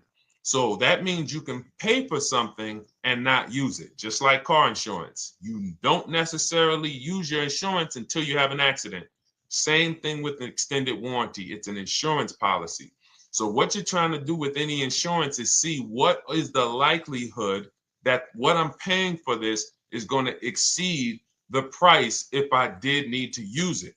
So in the case of a vehicle, when you're trying to determine what should I get an extended warranty, there's 2 things that are important. Does this vehicle that I'm purchasing have a high likelihood of things going wrong? We know, and some of you have had cars with histories, and we know there are certain cars, they tend to have things go wrong more than others. And what I like to do is go right to Google and type in repair cost, because this is the second item that we are looking at. We're looking at average repair cost. So if you're buying a 2010, a 2015 Nissan Altima, 2018, Hyundai Sonata, you go right to Google, you type in 2018 Hyundai Sonata average repair cost. Now, if you see that those typically go on the lower side, then that can take a lower set of risk where you might say, all right, likelihood of these things going wrong on this car is slim. But if you see that the repair cost is on the mid to higher side, that's shifting more risk to if something goes wrong, the cost for you to pay for it out of pocket will probably exceed the warranty. So like when I work for Mercedes-Benz, who's new here? Type a 1 in the chat if this is your first time on a stream with us. First time you've ever been here, type a 1 in the chat. First time. What's up, William? What's up? DJ Ant Nice, good to see you. Maggie, good to see you. Enrique, good to see you. Miko, good to see you. Tetra Washington, good to see you. Jan, good to see you. Claire, Clairvoyant, good name. First time, if this is your first time, just type ones in the chat so I know. I don't want to assume anyone knows who the heck I am and what my experience is. Daniel Thompson on Facebook, great to see you. So I worked for Mercedes-Benz for 5 years, General Motors for 5 years, and I ran my own brokerage, my new car brokerage, called Cars from Home. I started it in 2016. Now, when I worked for Mercedes, when people were purchasing a Mercedes, what I would tell them is buy as much warranty as you can afford. Buy as much warranty as you can afford, because I knew that when something breaks on a Mercedes, nothing's under $1,000, and typically it's $2,000-$3,000. So a $4,000 warranty on a Mercedes Benz is usually worth every dime. But at the same time, we have cars that, again, less likely for things to go wrong. And then when things go wrong, if they go wrong, they can typically be repaired inexpensively. Good to see you, Arms Reach. Welcome on Instagram. Shout out to the people checking in live. Great to see you all. So that's how you're measuring extended warranties. You don't want to get an extended warranty on a vehicle that has a low cost of repair and a low likelihood of things going wrong. You can then take your money, put a little bit to the side, have a little emergency fund, that same $35 that you would have put into the warranty, or $2,500, you put that to the side over the course of a year, 2 years, put $100 a month to the side, and then have that be your cushion just in case things go wrong. It's better for you to have that money in your bank account, and if things go wrong, you take it to your mechanic. You must have a local mechanic. You guys know I swear by local mechanics on cars that don't have warranties. Even if you have a Mercedes-Benz, a BMW, an Audi, something that is typically harder to work on and takes more of a specialized engineer, there are still plenty of places that have those. I mean, there's shops where they used to be Mercedes-Benz techs. Now they have their own shops. This is who you want, because their cost, their labor is going to be probably 1/3 of what a dealership is going to be. So these are the resources that, again, keep more money in our pocket while getting us the same level of service and experience. Okay, great question. Welcome, Uncle Nene. Good to see you. Uncle Nene. All right, listen. Nicole, good to see you. All right, Dolan, you can pull up the next question. Feel free to start typing your questions. And as we get more questions in, we'll try to get to all of them. You guys know we're not always able to, but we do try to get to all of them. How do I shop around for the best lease deal without affecting my credit? Well, first of all, you're talking to someone who's, just so you know, I've taught thousands of people to lease. I've gotten 7 leases. Now, when we look at what we are doing with a lease, first, we have to consider how we want the information presented to us. We are not letting dealers tell us how they're going to quote us. We are telling the dealers how to quote us. So we are going to have all our quotes. Thank you to everybody hitting the like button. I see you. I appreciate you. And shout out to the sharers. As I see people who share, I always like to give the shout outs to the people who share this broadcast with their friends and their family. And thank you to everyone who's giving gifts on TikTok and Instagram. Appreciate you all. So what we are doing when we're telling a dealership, you give us a quote with first month's payment only out of pocket, 12,000 miles per year, and put all the taxes and fees into the payment, assume tier 1. So we are presenting it now in my book and in my Shop with Deshone programs, my video checklist. I have all the templates. If you're going to do this yourself, you just need to remember how you're presenting this. You can call around to dealerships, because there's 2 ways to do this. Shopping from home. Cars from Home is about showing you guys, and I'm going to be showing you guys a ton of payments. And listen, I don't want you to feel bad, because some of you are going to see that you've left a lot of money on the table. Part of what I have to do here, and I've been doing it for 3-4 years now, is I have to tell you the bad news. For 3 years, I did a masterclass called Everything You're Doing Wrong Buying, Selling, and Leasing Cars. We put probably over 15,000 people through that masterclass. But those were people who were willing to hear the bad news They knew, Deshone, I didn't. I got to hear the bad news to get to the good news. So as I show the difference in the prices that we get and the people who listen to me get, more than, forget about me, the people who are like you, the people who are on a live, saw a video, and then took action and learned what we, and use our processes, the results they get compared to what you're getting. You're going to see, wow, they're saving $3, $5, $7, $10,000 more than me every single car. And so the Cars from Home system is about bidding. It's about turning your car purchase into a bid. You're no longer begging. You're no longer going into a dealership and begging one dealer to sell you a car, and then you go to another dealer and beg them, sell me this car, please take my money, please take my money.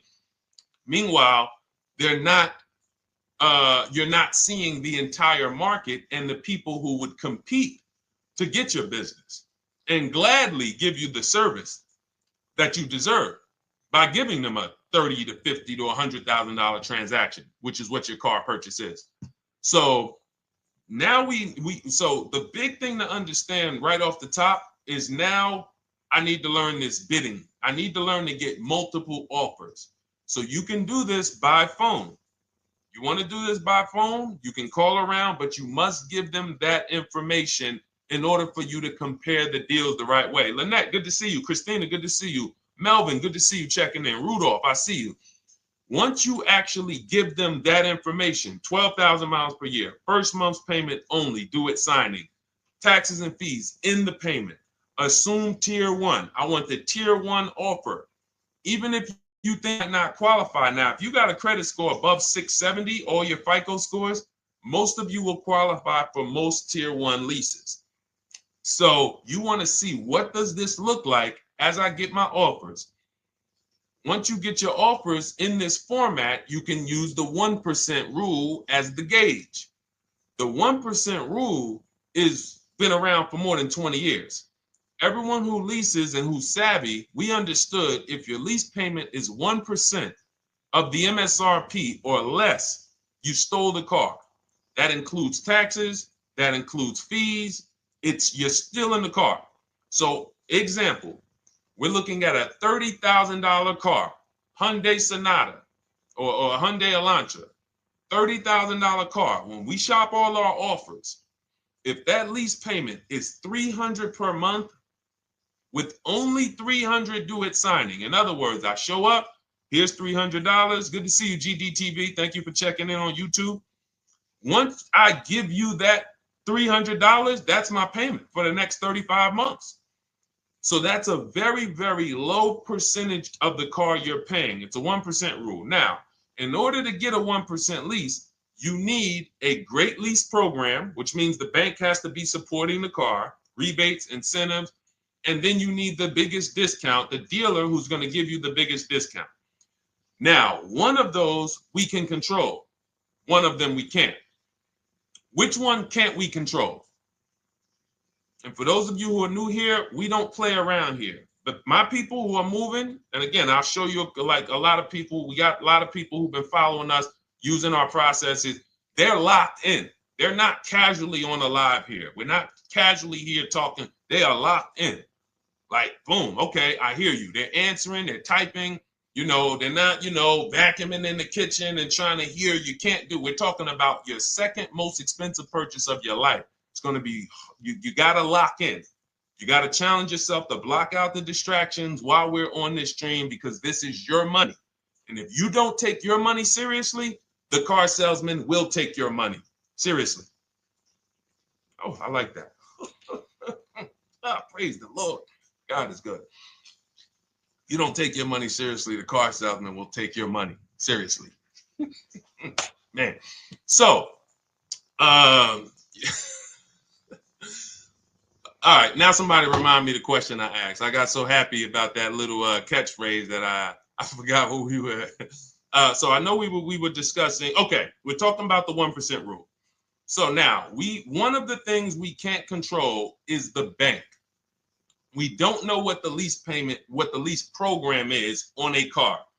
So when we shop cars, we are going to now look at multiple offers, and here's what you're going to see. Now, I'm going to show you an example of how we know or how we expose where the dealers are concerning pricing. Now, you can't see this on TikTok, but on YouTube, Instagram, Facebook, you guys can see this. I'm going to tell you guys about it. YouTube just doesn't let us do the same type of stream. But this is a particular Infiniti that we shop for. We have offers ranging, this is a $61,000 vehicle. We have offers ranging from $680 per month, which is a 1.1% lease. So a $61,000 car, $680 per month, that's 1.1%. We divide the monthly payment into the MSRP. Now, we can see here that there are some offers already from dealers that are almost $900, $889 per month. $889 per month, $873 per month. So now when we look and we say, whoa, how can we have two, like we have all these dealers have the exact same car, yet one of them is $200 per month higher than another dealer. Exactly. We call them the 80%.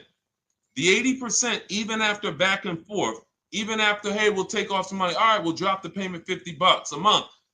Their offer is still so high. It's a horrible deal. Now, why would they offer this?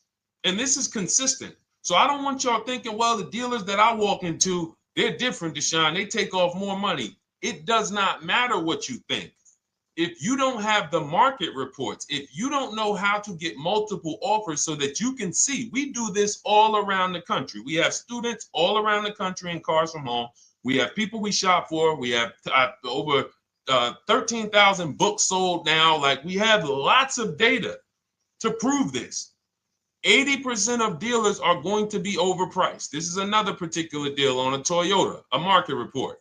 And you guys can see that the out-the-door prices here, list price, $32,000. Out the door price with taxes and fees, $38,000. That means that dealer is charging all types of fees on top of their price. The $39,000 MSRP. Look at line number 3. $39,000. Out the door price is $41,000.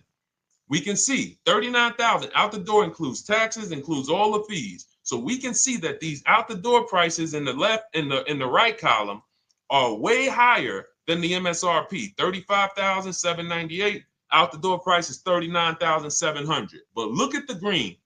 Look at the green. This is what we call, we found the dealer at this time who wanted to win the bid. They wanted to win the bid. They needed the car sold.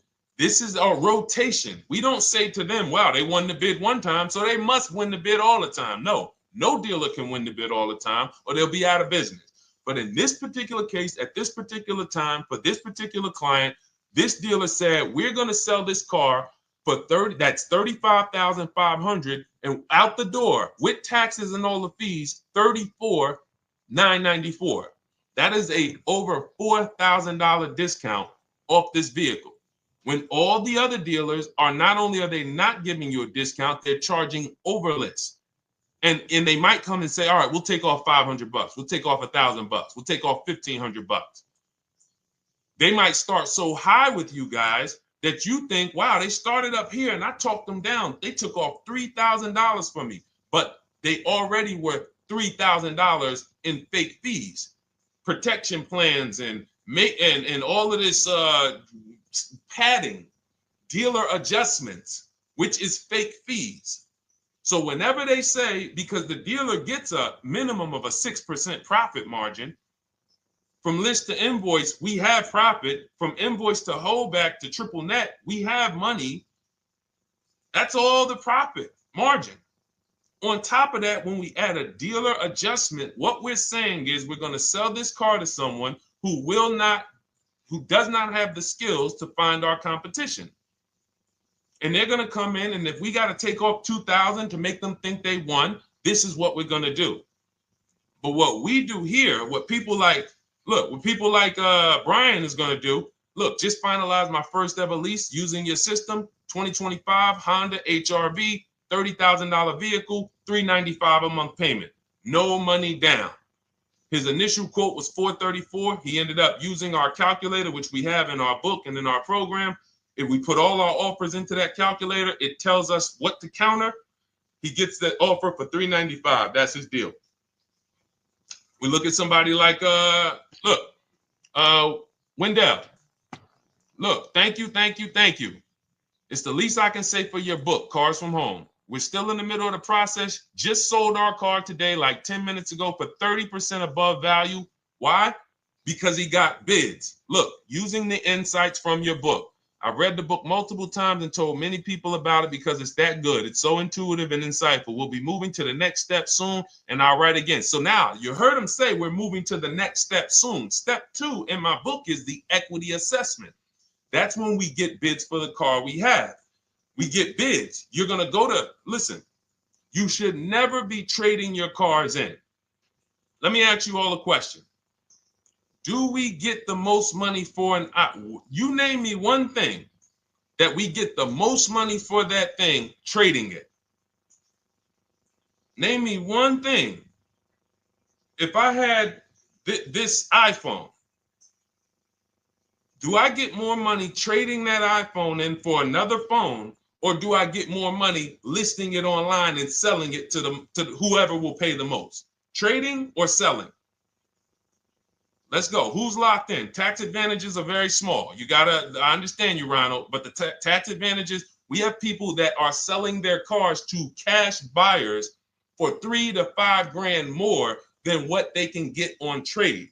A tax value, a tax advantage for the difference is not, it's minimal. Exactly. Thank you, King Carter. You listed. So the money is in the bids and the competition.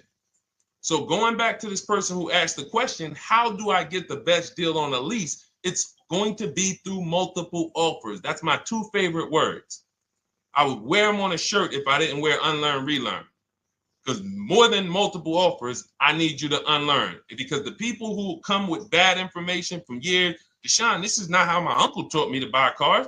Deshone, this is not how I ever heard about getting cars.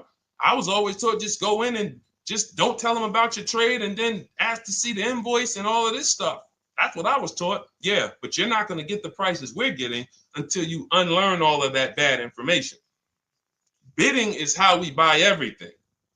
When we go into the supermarket to get spaghetti sauce, all of those companies are bidding. They're bidding. Hey, listen, we'll sell you this for $3.99. Hey, we'll sell you this for $5.29. But we got a better product. We got quality. Look at us. Look, it's all bids. Everyone who wants to sell us something is competing, except car dealers. Y'all notice that? So the mindset that y'all got to have if y'all want to really win and save all of this money and get these huge discounts is I'm going to start purchasing and leasing cars like I buy other things. It's going to be a competition. And I promise you, your whole life is going to change. Your entire car buying experience will change forever. You will be sitting here just like my man Ken, graduated, $585 a month payment, no money down on his Nissan Murano Platinum, $50,000 vehicle. He's paying $585, no money down. $50,000 vehicle. How much would a $50,000 vehicle cost us on a loan if he purchased it? How much would a $50,000? Some of you know every $5,000 is how much per month. Let me see who's locked in. Who's locked in? Every $5,000 is how much per month on a loan. I see you, Daniel Thompson. Check in. Good to see you, Dane. Thank you for breaking it down with complete truth. Keeping eyes wide open to know what to exactly expect. There you go, Dane. Welcome. Glad to have you here. We do not play around when it comes to this. All I want you doing is winning with cars, in love with your deals every time you get a car. All right, nobody knows the $5,000. How much is every $5,000 on a car payment? Come on, y'all. These are principles we've been teaching. Thank you, Daniel. $100. Thank you. $100. So we always want to default to a 5-year loan. I'm going to tell you why. when you default to a 5-year loan, you're in a safe position. Now, defaulting to a 5-year loan means when I look at a $20,000 car, I'm thinking $400 per month. 5-year loan, every $5,000 is $100 per month. If worst case scenario, I'm trying to get a little bit more car, then I'll go to a 6-year loan, but that's the max. I'm not going past a 6-year loan on a car. That's like going to a 40-year mortgage on a house. They're available. It's not a good idea. So when we look at these, you say to yourself, wow, a $50,000 car, that should cost him, if he did no, remember, this is a no money down deal. We're just looking at how much money we're putting in these cars. That car would cost him about $1,000 a month if he purchased it, 5-year loan, no money down.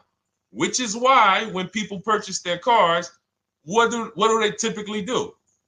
Come up with a ton of money, 10 grand, 15 grand, 20 grand, because they're going to pay into that car to try to lower that payment, because that payment. But some of us who don't have the down payment, we're financing most or all of the car.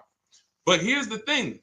I don't want you to feel bad if you're one of those people who's like, Deshone, I really don't be having those down payments of 10 grand, 15 grand, but I want to drive something quality. Exactly, I hear you. Here's the bad part about the people who are putting 15 grand down on their cars, but they're breaking the 8-year rule. This is what we call in Cars from Home and everything I teach, the most important question is how many years are you going to keep this next car? If it's not 8, then we don't purchase those cars, because here's what happens with people who go into their bank account, slap $15,000 down in a car, and don't keep the cars 8 years. And if anybody's willing to be honest, they will confirm this right here on the stream. When they go to replace that car in 3 years or 4 years, they literally have a little bit of equity. Maybe they're just breaking even. They're not getting that 15 grand back. It's gone. It's gone. Anyone who puts 10 grand down on a car and then comes back in 3 years, 4 years, all right, I had the car 4 years, 5, listen, I'm going to switch this thing up. They still have a payment. They are barely breaking even. Meanwhile, their payment was 400 or 500, almost double what it would have been if they leased a car, got a below market lease, and they drove a car, no warranty after 3 years. They're driving an inferior product. So if it sounds like I'm here to destroy people from purchasing who are not keeping their cars long term, that is the goal.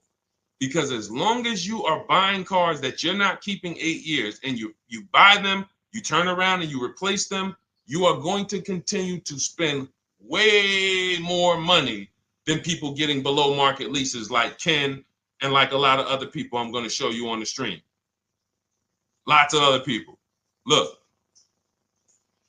dealer American Senior Benefits Plan. He's enrolled with us under his company name. Dealer MSRP on this car was $36,300. 2025 Kia Sport X line. MSR boom boom 561. Monthly payment is $400.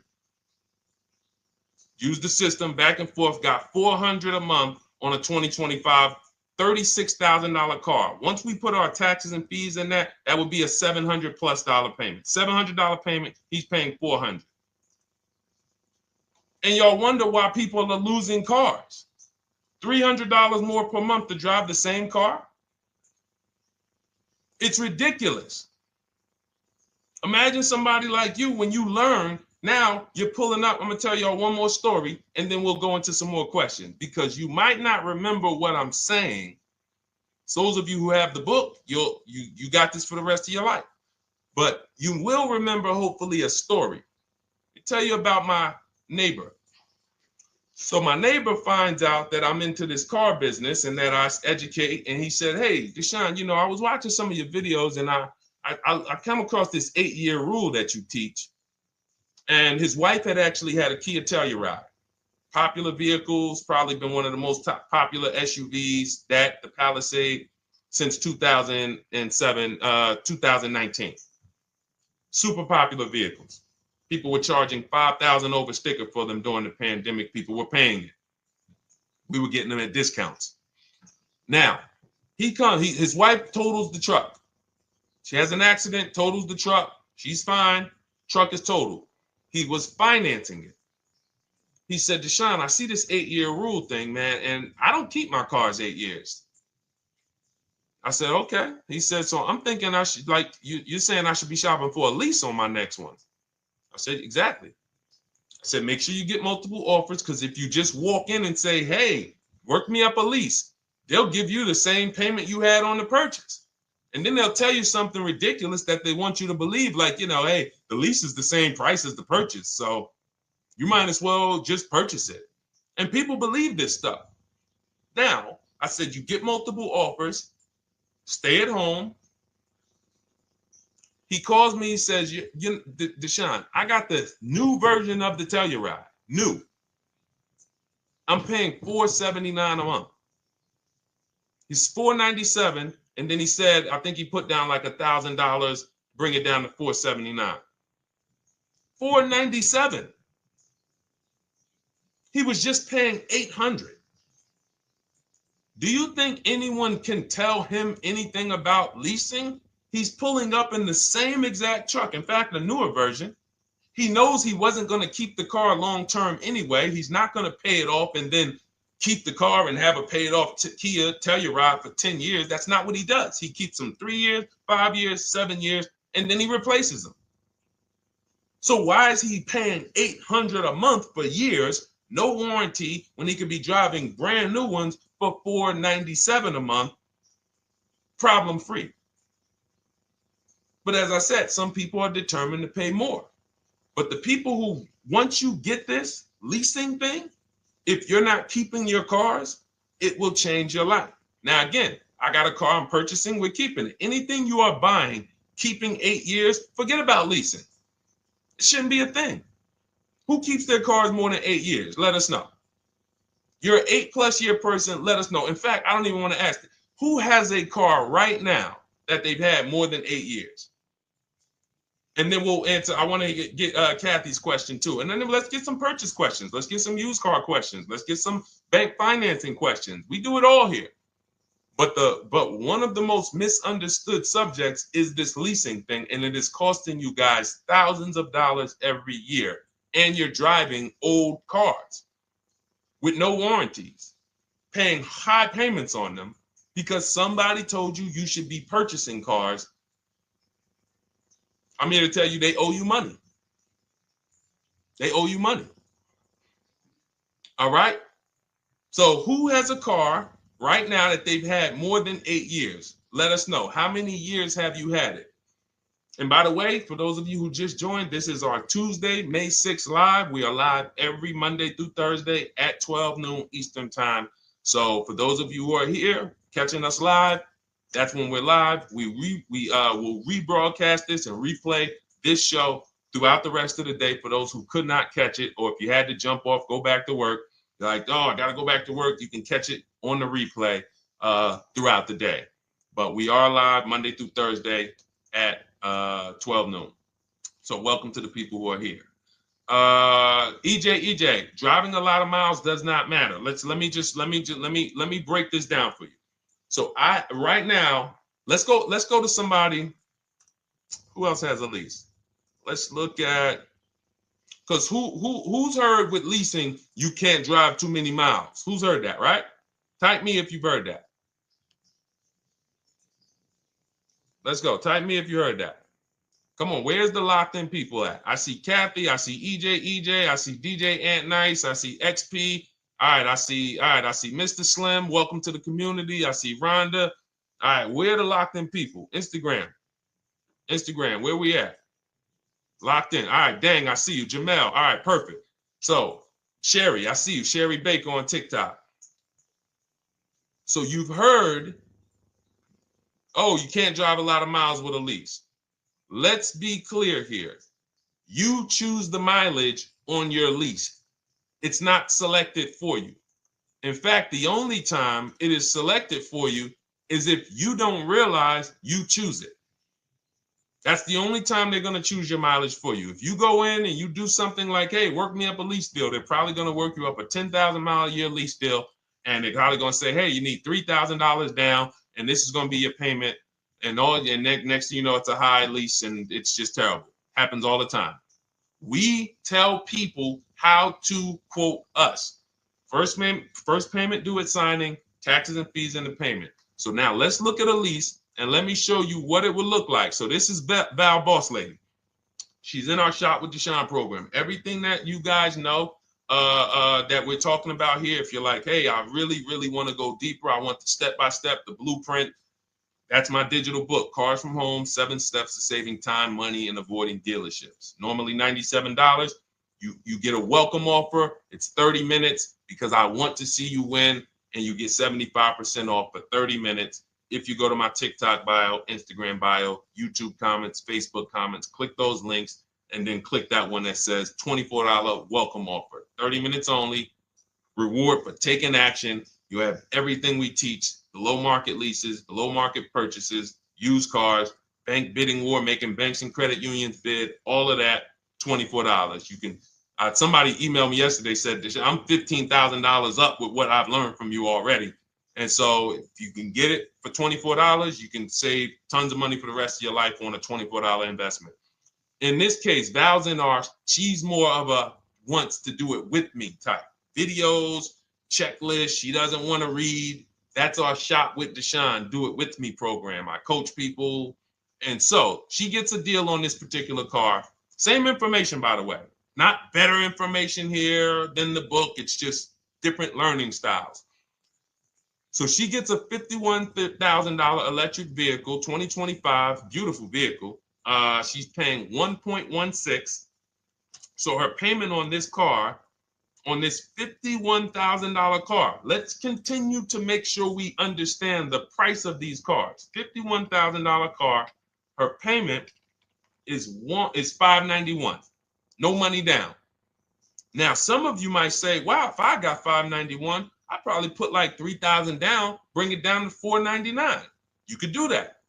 That's how we can do that because she already got an incredible deal. Then we're just determining how we want to structure our payment. And thank you for everybody sending me gifts. I appreciate you. Thank you for all the badges. I don't take it for granted.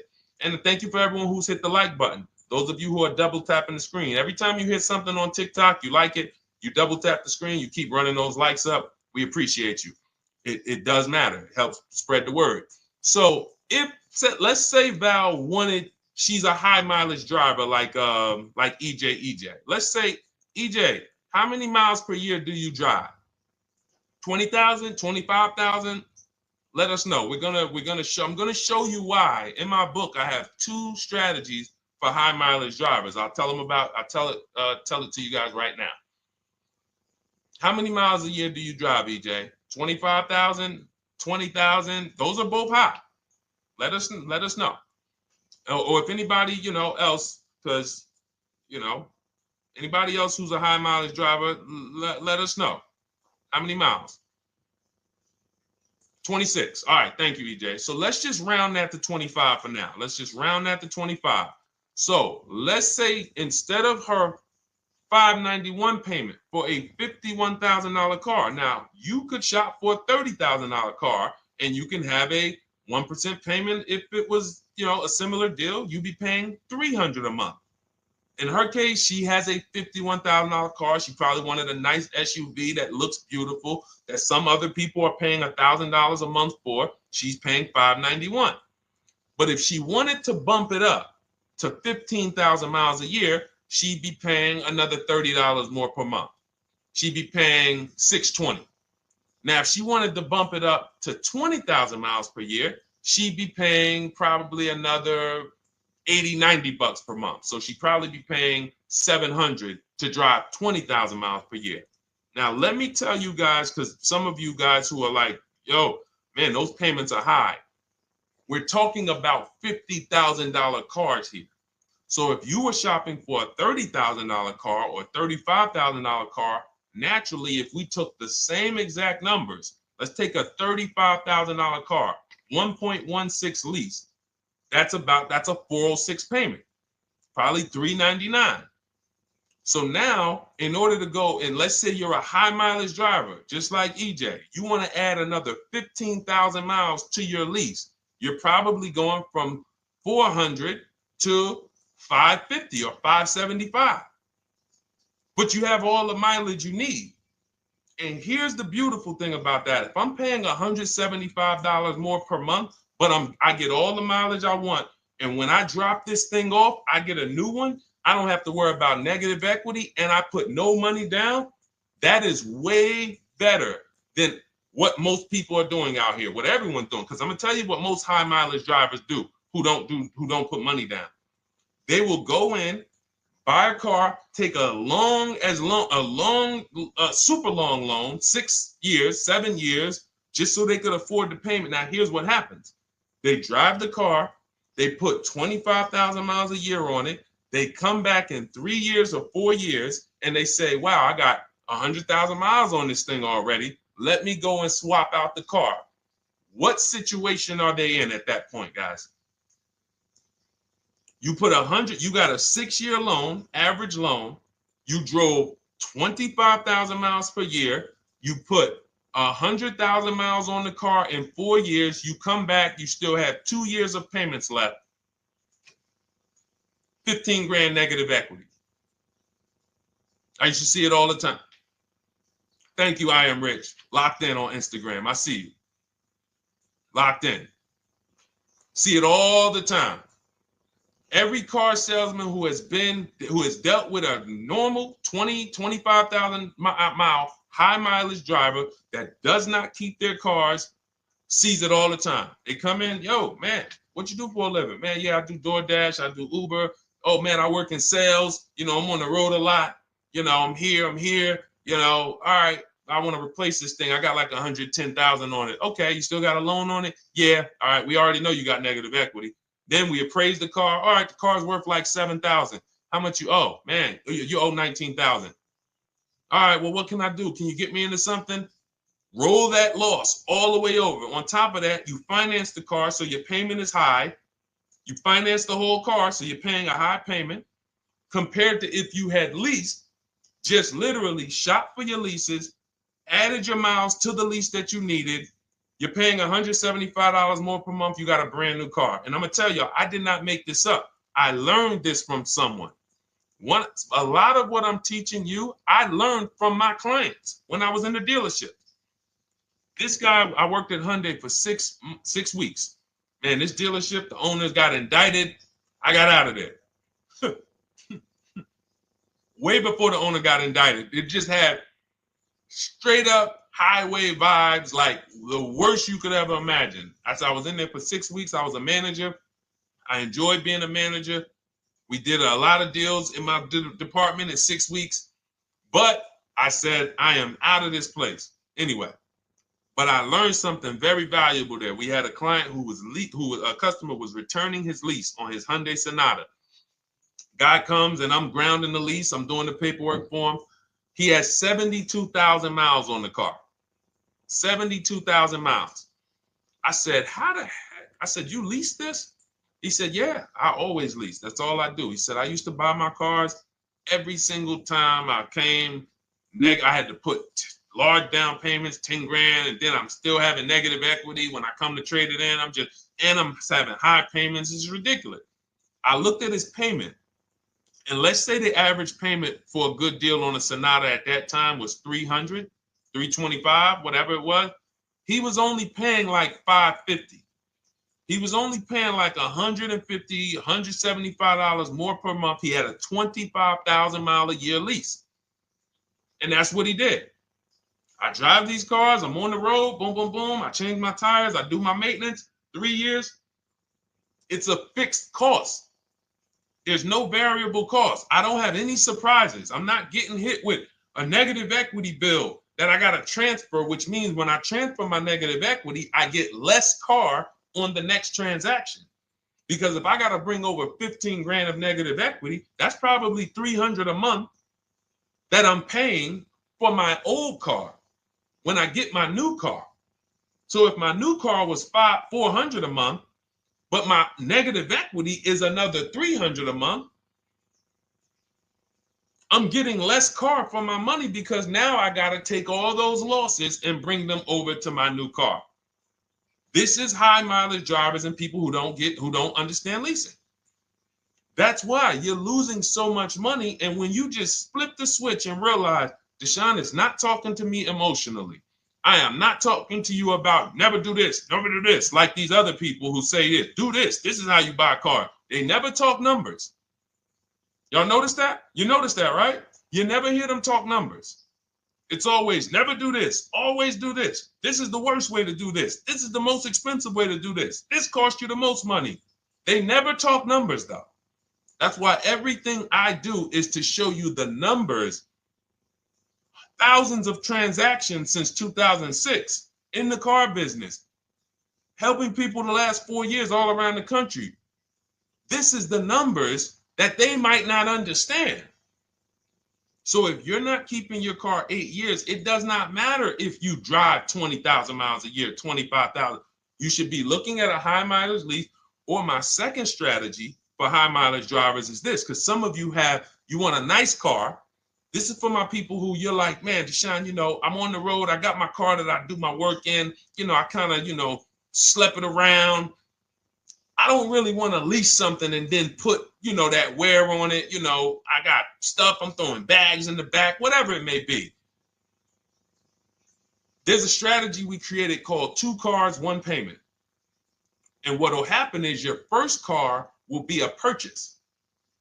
And if you have an existing car, you're going to keep that. So let's say you have a car now, you're driving a lot of miles, you're doing your 25,000 miles a year. You pay that car off. You keep that car, and then you go and you lease you something nice, regular mileage. So you might get a 12,000 mile a year lease, and then you drive 12,000 in your mileage car, 12,000 on your nice car. Because some people are like, I want a car that I could, when I need to go somewhere nice, this is what I want to drive. When I'm with my family, this is what I want to drive. But when I go to work 5 days a week, I'm going to drive my mileage car, 3 or 4 of those days, and then I'll take the lease maybe 1 of those days, and I'm splitting the mileage. You still have 1 payment. It's low. And then every couple years, you replace the mileage car or you replace the lease car, and depending on when the lease is up. But you want to keep that, and that mileage car should be something that will last. Ideally, something that you can get 200, 300,000 miles a year out of that car, because that's what that car is there for. Man, I'm hopping in this thing, man. Oh, transmission went out at 170,000 miles. Go get you a rebuilt transmission, boom, boom, drop it in there for $2 grand, get another 80,000 miles out of that car, but you still got your lease car and you're just splitting the mileage. Both of those are short-term strategies for high mileage drivers. That is not for long-term people. If you're a long-term person, I keep my cars 8+ years, forget about leasing. You should just be finding the best deal, below market purchase, keep the car, something you can keep for 8+ years. You can put 30,000 miles a year on a car 8 years in a row. If you get the right car, and in 8 years, you got 240,000 miles, and then you replace it. Forget about leasing.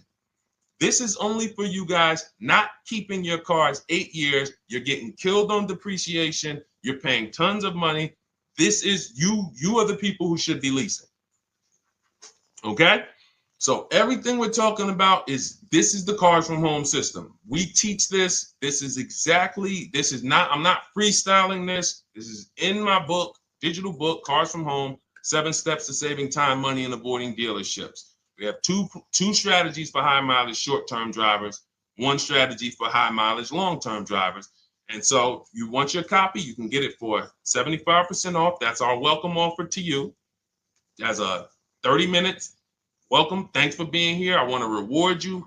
If you want everything we teach in a step-by-step way, go grab your digital copy. It's in my TikTok bio. It's in my Instagram bio. Click those links. We also got a link in the YouTube comments and the Facebook comments. Grab your copy. And make sure as soon as you purchase, screenshot the thank you page. You're going to see thank you for your purchase. screenshot this page because it has my support team's email on there. And then there's a link for you to open the book right there. You can save it right to your computer or right to your phone. Okay. But and we also have a special for those of you who are like Deshone. What about that, video checklist and coaching program? That's lifetime access to my video checklist. You're like, maybe Deshone, I don't really read. I like step-by-step videos. And also, I want to be in your Facebook group. We have 1,600 people before you that are in that group, 2,300 people that are shopping with us that have a lifetime access to our video checklist. We have a $200 special for that welcome offer. And so I'm always about rewarding people for taking action with a special offer. It's limited time though. And so get in where you fit in. All right, let's keep it going. Thank you, Corey. Said amazing knowledge. Thank you. And I'm glad I saw somebody said that's a great idea with the 2 cars. Thank you. It's a great idea. All right. You've convinced me to lease my next vehicle. Awesome. Awesome. Does your service shop for lease terms on the car? Absolutely. If you qualify for done for you, that means you just want to relax. That means we only shop for new cars and leases for people, new purchases and leases. And you have to have a FICO score over 670. But yes, here is a market report that we prepared for a client. Let me put on do not disturb. Here's a market report we prepared for a client. Okay, so I showed you that that's an affinity. We didn't even finish that. We had just started for this client. But this is, do I have one here? No. Do I have a lease market report here? Yeah, right here. So that's an example of what a Kia, this is a particular Kia lease where their best offer was a 1.27 offer. Now, here's how you know you found the bottom of the market. And again, whether you're using the book or whether you're calling around, again, you can call around to do this. The key is not going into dealerships. You cannot do this going in. Once you get your offers, you know you found the bottom when your best offer is between $150 to $200 less per month than your worst offer. And if you're purchasing, you should see a spread of between $3,000 and $5,000 minimum between your best offer and your worst offer. That's when you know you've shopped correctly. Because until you find the 80% dealers, you have not shopped correctly. If you're like Deshone, these prices still seem close. You have not found, you're talking to the 80%. You haven't found the 20% yet. Because the 20% is going to be that $3,000 to $5,000 less than the 80%. That is just the numbers. That's the way it works. So yes, so when some cars you're going to see that the lease program won't allow for a 1.1% lease. The best offer, like we've shopped Hyundai Palisades for years, and I got my dad one back in November, and his best offer is like around 1.3, 1.28. That's the best I've ever seen on a Palisade. I've never seen a 1.1 on a Palisade. I've had people in our Charles, some of you know, I posted pictures of him when he got his Palisade last year. We clear out the old pictures because we got a bunch of new people with 2025. So we're not going to sit here and talk about 2024s anymore. We got Ken, we got Melissa, we got Sheree, we got a bunch of new people, just Ralph. We're not going to, but I do remember posting Charles who got his Palisade and he's like, he shopped, used the system, got his multiple offers. Best deal was 1.3. So that's where it comes in at because of the lease program. That dealer is already taken off to win the bid, probably taking off $5-6 grand. But if they don't have more rebates and more incentives and a better, then it's not going to lead to a 1% lease. So the 1% leases come from major incentives. Maybe sometimes they have too many of the vehicles. They want to move them. Lots of bank support. But what I tell you is you should be looking for between 1.25 and 1.5. That's how you should budget for a lease, between 1.25 and 1.5. That's a great deal. And if it has a really aggressive lease program, once you get your bids, you're going to see it fall under the 1.25. You see it fall into 1.1, 1.2. but we don't know what the lease program will be until after we shop for that vehicle. Okay? So yes, absolutely. It's an empowering way to shop. It's also fun because you can see, man, I'm not begging anymore. Like these people are like, please do business with me. Please do business with me. You know, and then you start to feel bad for everybody who's still in those dealerships doing it the old way because you know they're talking to the 80%. There's no way they can win. They don't even know there is an 80% to realize that's who they're talking to. So when the dealer says, all right, I'll take off $4,000, they're like, ow, I won. Man, the dealer took off $4,000. But if they saw the whole market, they would understand that that dealer actually is overpriced by $7,000, $10,000. So taking off the $4,000 means nothing. It's just sad. It's a sad thing. And that's why I spend my time trying to convert you guys from negotiating one-to-one to getting multiple offers so that you can see for yourself. All right. Thank you, Julie, name Richardson. Thank you for sharing. XP got the number 2 gifted badge. Forgive me because I don't really know what that means, but I just know that's what it's saying. So I appreciate it. Thank you, Corey22. Sherry Baker, thank you so much. Number 1 gifted badge. All right, let's go to some more questions. We got some more questions. Dolan, I'm sure you got a lot of them. And what I'm going to do for the rest of the broadcast is just try to do rapid fire questions and answers. Okay. And if you guys want me to go deeper on any particular subject, then just feel free to say, hey, could you go deeper on that? How do you get a car loan with bad credit? Well, we have a resource. It's not our company. We have nothing to do with them. But we always try to stay up to speed on who's financing people with bad credit, because the goal is you don't want a dealer controlling your financing. Somebody just came up to me. He's a neighbor. He's like, aren't you in the car business? I said, well, yes and no. He's like, well, listen, I got a connected Acura. Anybody you send me, they get anybody approved, I'll give you $1,000. I said, okay, cool. Thanks for the information. For them to give me $1,000 just for sending the customer, and he's also a middleman, he's not a salesman, how much money are they making on the customers? If they're going to give me $1,000 just for sending someone with bad credit to them, how much are they making on the deal? Arms Reach, congratulations. Just got my book. You use it when, please send me your email testimonial. Well, as you use it, just as you do your equity assessment, everything, email me. Congratulations. How much are they making? We can imagine, right? If they're giving me $1,000 just for bringing them the customer. So this is what happens when you let the dealership control the loan. Because why do we separate? All right, I'm going to break something down I call the 3 pillars of great car deals. Three pillars. You can't get a great car deal without maximizing each pillar. And some of y'all that have been with us for 3 years, y'all already know the 3 pillars. First, who you buy your car from. Second, who you get your loan from. Third, who you sell your old car to. That's 3 separate transactions. The car business has trained you guys to give them all 3. All 3. The car business has trained you guys to give them 3 transactions. Anytime you purchase the car, who's done this? Be honest. Purchased the car from a dealership, sold them your old car, in which case you call it a trade, and they got you your loan. Who's done this? 3 transactions in one. Why do we know these are 3 transactions? One, there's competition. People want to buy your car. It's okay, Corey. That's that. Thank you for being honest. That's how we change.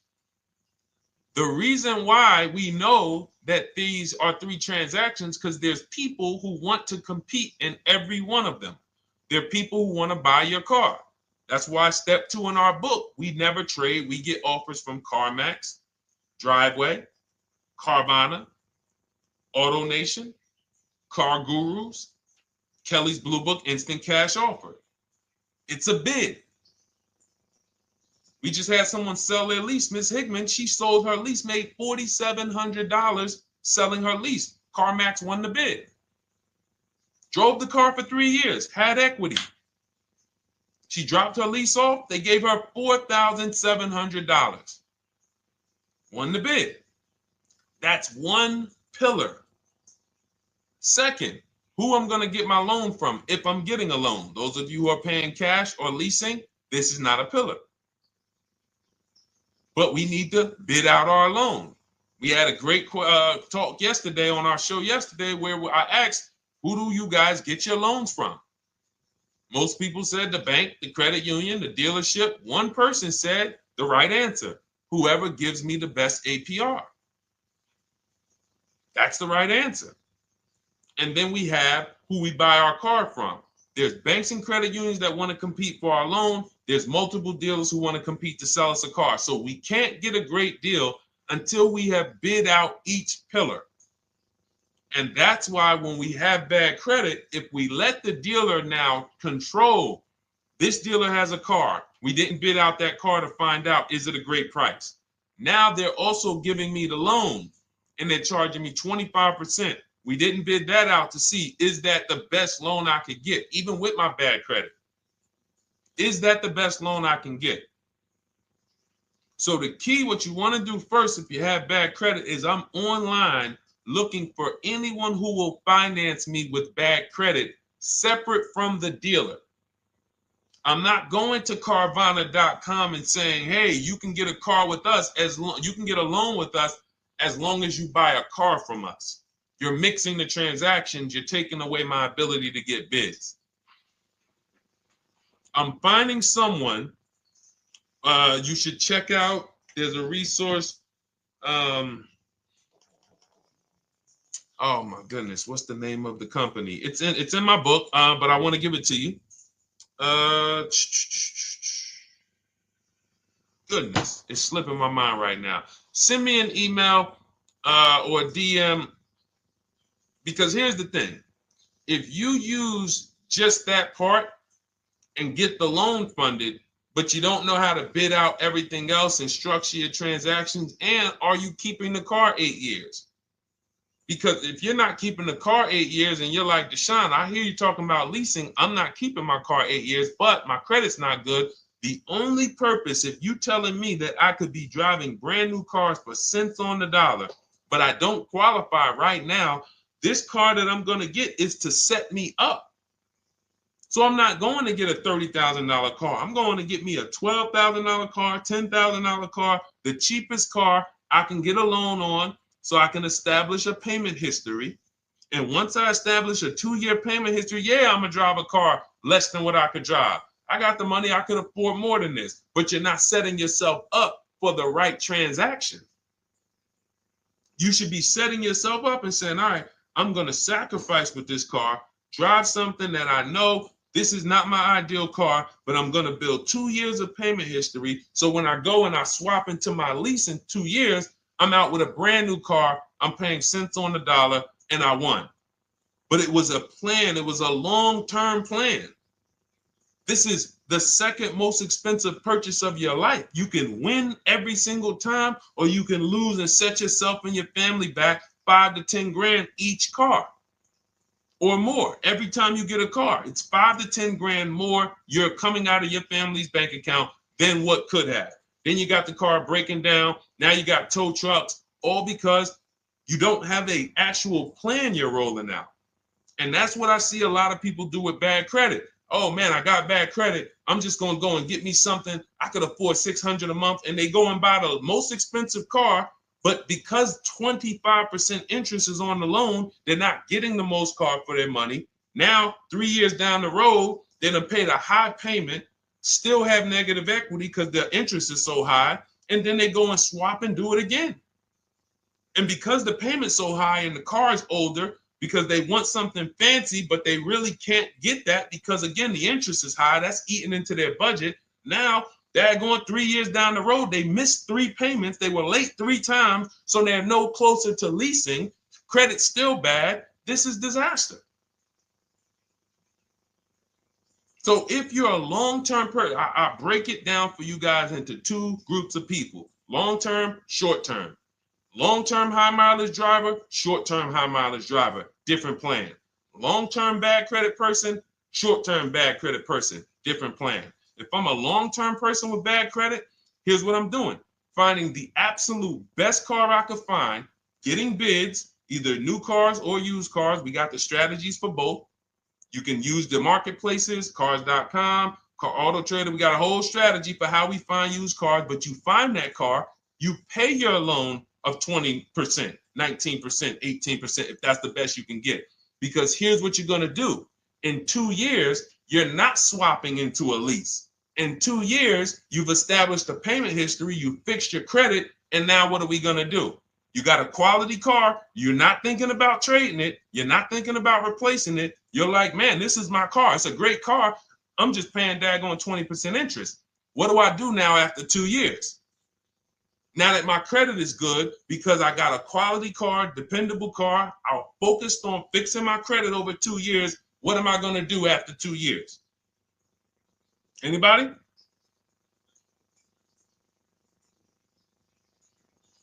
Thank you, Arms Reach. Refinancing the car. Exactly. Exactly. So that's the bad credit long-term strategy. Great car, dependable car, car's not going to break. This car is going to last me 10 years. Right now, when I bought it, 20% interest rate. That was where my credit was. But I worked on my credit. Boom. I'm a 690 now. I'm a 720 now. I'm refinancing that into a short-term, into a shorter-term loan, and I won. Pay this thing off, and I'm going to keep it. Nothing to talk about leasing. Leasing only comes into play where the 8-year rule is concerned. I'm not keeping this next car 8 years. I should be setting myself up to lease, or I should be leasing. That's how I'm going to save the most money, keep the most money in my bank account, have the best car. Not even close. Not even close. All the wins for the purchasers are after 8 years.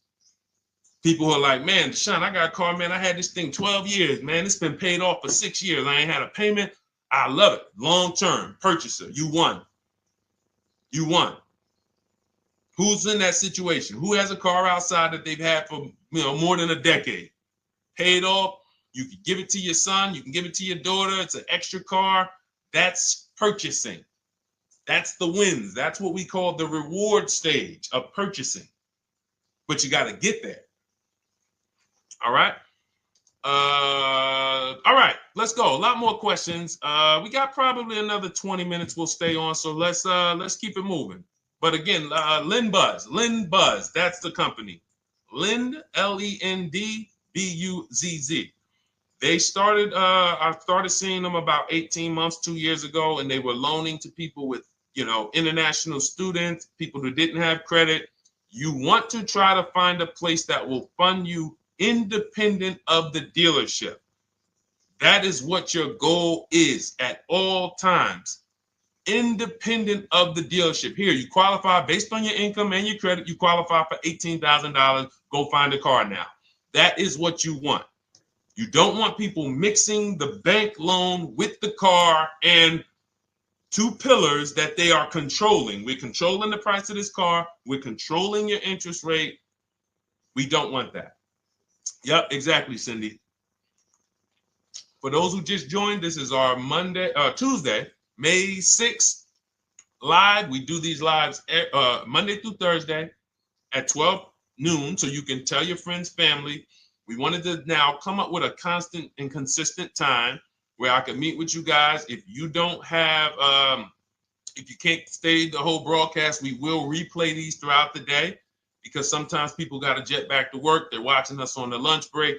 You can catch up on the whole rest of the show throughout the day, all the way up until tomorrow, and then over the weekend, we'll play a whole compilation of all the shows for people who really want to dig in and hear all the questions that we answered throughout the week on, Monday through Thursday. But if you want to join us live, set your calendar, set an alarm, meet us on any channel. We're on TikTok, Instagram, Facebook, and YouTube on the Deshone the Auto Advisor channels, 12 noon, Monday through Thursday. All right. Let's go. Next question, Dolan. All right. What are your thoughts on purchasing used versus new? It's a great question, Kathy. For me, it's a matter of budget and values. It's only a matter of values if you can afford both. So if you can get everything you want in a new car for your budget, everything you want, everything that you need, and you can afford it in a new car, you have the option to choose both. So it becomes a matter of values. In my book, I teach, are you a person who's like, I want to reward myself. I only get a new car every decade. I'm going to keep this thing 10 years. I want the latest and greatest. Therefore, I'm going to shop and get the best offer, get me a below market purchase. Because y'all notice I always put in a caveat of a below market purchase, below market lease. That's all we're talking about here with Cars from Home.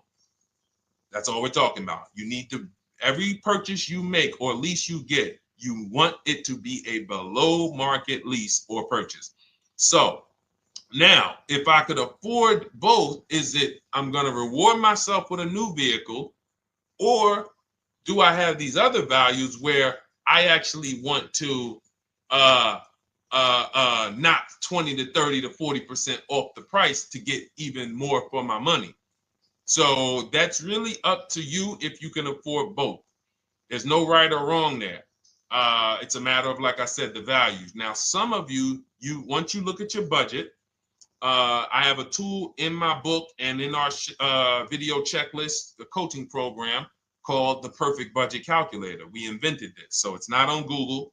You'll hear a lot of the stuff, almost nothing we teach. You're like, if you ever go to look for it, the 8-year rule. No one talks about it. We created it. This is our intellectual property that we created to teach you guys to create these boundaries, the rule of 72 and the 10th birthday, 1.5% rule for overpaying for leases. These are all things that are absolutely proprietary to Cars from Home. But one of them is this Perfect Budget Calculator. Sometimes when we're factoring budgets with most calculators, they don't include fees that we know dealers have. And I'm talking about legitimate fees, tax, documentation fee, motor vehicles. So we're putting our budgets together, but we always get caught out there. Who's had that happen? You got it all figured out. You get to the dealership, you bought the car, and they're like, well, what are you going to do with the fees? Because you got $3,000 in taxes and fees. And you're like, oh, where'd that come from? Sometimes they're lying and sometimes it's legit. But none of these calculators factor in the fees and everything like that. So we created this Perfect Budget Calculator that does. But here's the thing. Once you find out what your budget is, even if you're budgeting with a normal calculator, just add a couple thousand to account for the taxes and the fees. But you might see, I can't get everything I want in a new car for this budget. Everything I need, I can't get for this $24,000, in which case I need to go and look for a pre-owned one. So that's why I said, in reference to your question, Kathy, what are my thoughts on purchasing used versus new? It's a matter of values and budget. Budget first, because budget will determine if you can afford both and get what you want. But if you can afford both and get what you want, then it's a matter of values. Okay? So again, everything we're going over is in my new digital book. It's called Cars from Home, 7 Steps to Saving Time, Money, and Avoiding Dealerships. It's 5-star rated. Thank you to everybody who has taken the time to rate it and review it on Goodreads.com. It means a lot.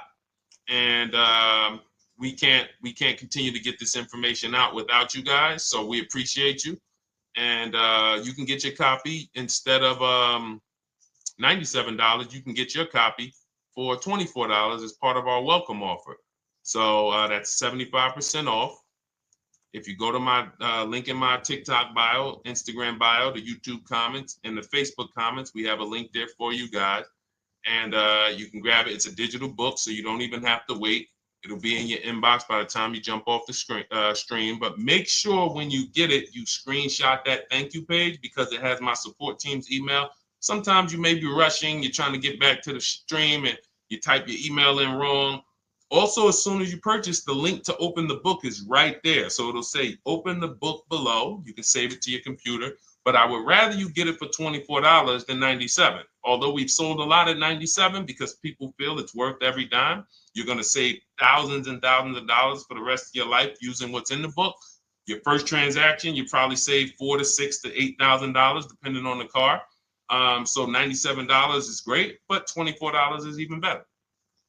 All right. And for those of you who have a different learning style, you'll see in there, shop with Deshone. You're more of a do it with you person. Do it with me, Deshone. Okay. We have lifetime access to shop with Deshone, and I coach you personally for 6 months. So we jump on Zoom calls twice a month. And some of you who may qualify for done for you, just do it for me. If you qualify for that, we have a welcome special for that too of $300 off. So get in where you fit. And those of you who are new or you're like, Deshone, I like what you're talking about, but I still don't trust you. You can start with our free cheat sheets. So just start somewhere so that you can start to reinvent how you're car shopping. Magley, how are you? Oh man, of course I remember you. Following for years. You actually were following me from the time God blew me up on TikTok. That was 2021. So I absolutely remember you and I appreciate you. And yes, it's so good to see you. Absolutely. Absolutely good to see you. All right, Dolan, we got a couple more questions. We got time for a couple more. Let's try to go as fast as possible. The discount for the book is not working. It says time ran out. It's 30 minutes. I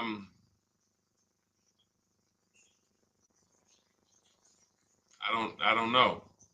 I don't know. Y'all help me out. I don't know what to do with that. I'm sorry. If the welcome offer for $24 was not really 30 minutes, then that means I'm just lying to you. You know what I mean? I'm just like, oh yeah, it's 30 minutes, but come back in 2 hours and it'll still be, you know what I mean? It's, start with the cheat sheets. You know what I'm saying? Like start with the cheat sheets. Get yourself your free cheat sheets, and start there. And when you feel better about working with us in some capacity, you go to the next step. Start with the free cheat sheets. All right, let's go, Dolan. So I'm a new driver. Should I be looking to be an 8-year person or a lease person? Well, I'll tell you this. I got 3 young adults. 2 my daughter, my daughter who's 18, my niece who's 20, and then a young man that I, basically like a son to me who's in the Navy and he's 21. Well, he'll be 21 this year. So he's 20. Now, they all called me in the last 3 months because my daughter's getting her license. My daughter didn't call me. She's getting her license in the next, in June. And we've all talked about this. How should I get this car?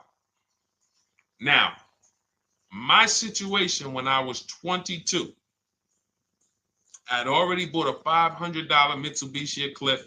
Transmission went out on me probably after 6 months. And then I bought a buy here, pay here car. This is before I got into the car business. I got into the car business, I was 22, working for Pontiac GMC Buick. So I get this buy here, pay here car. It was a quality Chevrolet Cavalier. I didn't know anything about cars, so I went to a local spot. They said, hey, put down this, just pay us $50 a week. So I did that. But 22, I had my daughter, and my boss says to me, hey, why don't you lease something? And I was already selling cars, but I just didn't think, could I even, qualify for a lease? I don't even know what I was selling them, but I'm just literally doing what most salesmen do. All right, he wants to lease. All right, what's the payment? Yeah, tell him it's this. All right, perfect. They said it's that. Oh, that's a little too high. All right, they said it's a little too high. All right, so that's what I was doing. I didn't really understand anything. That's most car salesmen. So I end up getting a Pontiac G6. I'm 22. I paid $256 a month. Now, it would have been less, but I didn't get a tier 1 approval because I didn't have, I think my credit was like mid 6s at that point. And you know, you really want to be over 670 to get most of the tier 1 approvals. But it would only raise my payment maybe 25 bucks. Wasn't a lot. Now I'm 22. I'm driving a brand new 2007. It's still 2006. 2007. I'm pulling up, brand new car, full warranty, $256 a month. At the same time, I have a friend, got a vehicle, Toyota, financed it, went in. She had, you know, we had our, she had a young child, a little older than us, maybe 1 or 2 years older than us. And then she goes and she purchases a car, $500 a month. She didn't get ripped. That's what a $20,000, $22,000 car costs. She got a Corolla, $500 a month. We're 22. Plus insurance. This is enough to break a young person, young family.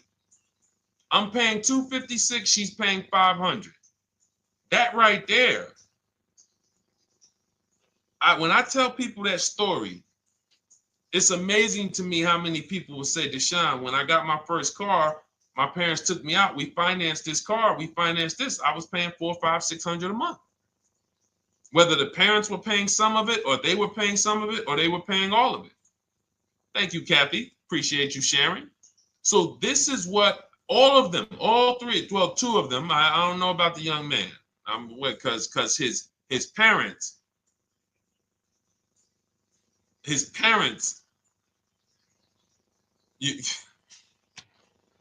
I'm not going to override your parents. And if your parents tell you that they think you should buy a used car or buy a good, then okay. But I'm just telling you, when you see my daughter and you see my niece pull up in brand new cars and they have low payments and they don't have to worry about getting stranded on the road, hey, call the tow truck. Do we still have a warranty on this thing? So I would be telling, again, 8-year rule. Because if I've had young people in their early 20s who are like, I'm not even into cars. Like, I'm going to buy this and I'm going to keep this car. Like, I'll keep it 8, 10 years. I don't. And I've had some people who they know when they get a better job, when they move to this, they're going to start a family. They're probably not going to keep the car 8 years. So it still goes back to the 8-year rule. Always. Always. Most young people, most people should be leasing their cars. That's how I did very well throughout my 20s. Praise the Lord, because I did not have high car payments. I didn't have cars breaking down on me where I had to be like, oh man, couldn't get to work today. Not many 20-year-olds, 23-year-olds are keeping cars 8 years. So when you're putting them in used cars, you're really setting them up for failure in a lot of cases, compared to if they were just leasing, getting look, because some people be like, wow, are $300 car payments still out there? Oh yeah, they're still out there. Just you just are shopping for the right car. I know India had her look, Rosalie, she's in our done with you video checklist and coaching program, like Cars from Home. She's, you know, this is our Facebook group she's commenting from. 3 vehicles she got, all for her sons, all of them. A Nissan Rogue, $399 a month. That's a $36,600 car. She got a Mazda CX-30. That's a $28,200 car. Payments $339 a month. $339 a month. And then she got a Mazda CX-50 for her other son, $40,000. On top, we haven't even talked about the equity and leases and selling leases and, you know, really maximizing the equity, because she said she got $6,700 selling 2 of the old leases. $6,700. Drove the cars for 3 years, had equity, bid it out, sold 2 of them, $6,700. You're probably like, Deshone, I didn't even know you could sell a lease. My question is, how much has that cost you? So when you're looking at investing in anything we're doing, be it my book, be it Shop with Deshone, our video checklist and coaching, be it our Done For You program. One thing that we do covers everything. Your first deal, if you're moving, you're gonna be like, shoot, I got everything I just invested back times 10. That's what we hold ourselves accountable to. Just her equity alone, she made $6,700 selling 2 cars. Didn't even know I could sell leases, and I just put $6,700 in my pocket selling 2 leases. Whoa. So $300 payments. Those would be perfect cars for young people. $339, that's with no money down. Imagine if she wanted to put another $2,500 down, bring the payment down to, $275. This is the way to be moving. And those of you who are getting this, are you getting this? If you're getting this, type some dollar signs. Who's getting this? Who's getting this? Type dollar signs in the chat. Who's getting it? Let's go. Who's locked in? All right. I see you, Mario. I see you, Dane. I see you, Terry Carter. I see you. Who's getting this? Who else is getting it? Who else is locked in?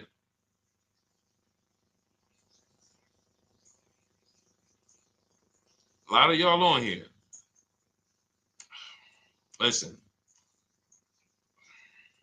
I see you, DJ and Nice. I see you, Arms Reach.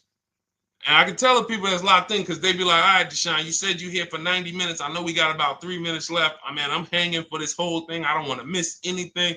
Shout out to the people that are locked in. All right. Go ahead, Dolan. Should the out-the-door price include your trade? First of all, that's a curse word. All right. We're going to go back to that because I got out of saying that for a while. We do not trade cars. So you probably just popped in maybe about 30 minutes ago on the stream. We were talking about the 3 pillars of great car deals: who you buy your car from, who you sell your car to, who you get your loan from. You in order to get a great deal, a below market deal, you must get a great deal from each one, which means you bid out each one. I bid out, got multiple offers for who I was going to buy my car from. I got multiple offers for who I was going to get my loan from. I got multiple offers for who I was going to sell my car to. I bid out everything, therefore I got my great deal. If you bid out this, but you don't bid out this, and somebody you get an interest rate of 7.1 when you could have got an interest rate of 5.2, you lost $2,000. Depending on the cost of your loan, how much you're financing, you lost $2,000. Yeah, you did a bid on who you bought the car from, or you didn't bid out your trade, therefore you didn't find the highest bidder. You traded your car for 14. Another bidder would have paid you 18. You lost $4,000. So you got to bid out everything. That's why we do not trade. The only people that have to trade are people with a lot of negative equity who can't pay off the difference. And that's why I am the reason for negative equity is not understanding leasing. You buy your cars, take out loans, switch the car. Negative equity. It's literally the reason for negative equity is I should have leased, but I didn't. Now I have negative equity because I'm replacing this car with a loan still on it. So out the door price will not include your other car. And if I was trading a car, then yes, the out the door price would include the trade. But because we do not trade cars, our out the door prices don't include the trade. Let me show you an example of what our out the door prices look like. So these are some spreadsheets for our Done For You program where we shop for clients. You can see here, this is we shop for a Subaru for this particular client. In this case, look, and you can see the MSRPs for this car is an inexpensive car, $27,000, $26,000. Look at the out the door prices, 29, 30, 30, 29, 29. These are all out the door prices with the taxes and fees. So you can see these dealers are giving either no discount or a little discount. 27 out the door price is 30,000. But look at the winner. Look at the winner. This particular dealer won the bid at this particular time They're not going to win the bid all the time. In this particular case, they needed the unit. $27,900 is the MSRP. Out the door price is $27,463. The out the door price is lower than the MSRP. How? Because they took off almost $4,000 in discounts. Almost $4,000 in discount. So every time you shop for your used cars or new cars, this is how you should be shopping. If you're not leasing, this is how you should be shopping. I'm getting multiple offers, out the door prices, comparing who gave me the best offer. Who gave me the best offer? Oh, look, Daniel Thompson said, D, I'm bidding out to sell my car and got a $4,000 swing from the lowest to the highest bid. This is the people who you listen. If I can bring them on and have them talk, they would be talking to y'all about how different this is. I didn't bring you here on a Tuesday afternoon, or you're not watching this. If you're watching the replay later on Tuesday, or maybe, Wednesday morning, we go live at 12 noon, Monday through Thursday. So we replay the show just for everyone who missed it. You can send all your friends, family, go to Deshone the Auto Advisor's pages, watch the replay from today's show. But they know this is, I didn't bring you here to talk to you about hundreds of dollars. We are talking thousands of dollars at all times. There is never anything that we talk about that is hundreds. Let someone else talk to you about how you can save a couple hundred more per month. We might be talking about hundreds per month. That might be the only time we're talking about hundreds, $200 per month. But other than that, which equals thousands. We're not here to figure out how we're going to save $50 this month. No, this is big, huge money. So thank you, Daniel. Thank you for tapping in with that information. So, all right, listen, guys. Everything we teach is in a step-by-step format, because when it's not step-by-step, you'll get overwhelmed.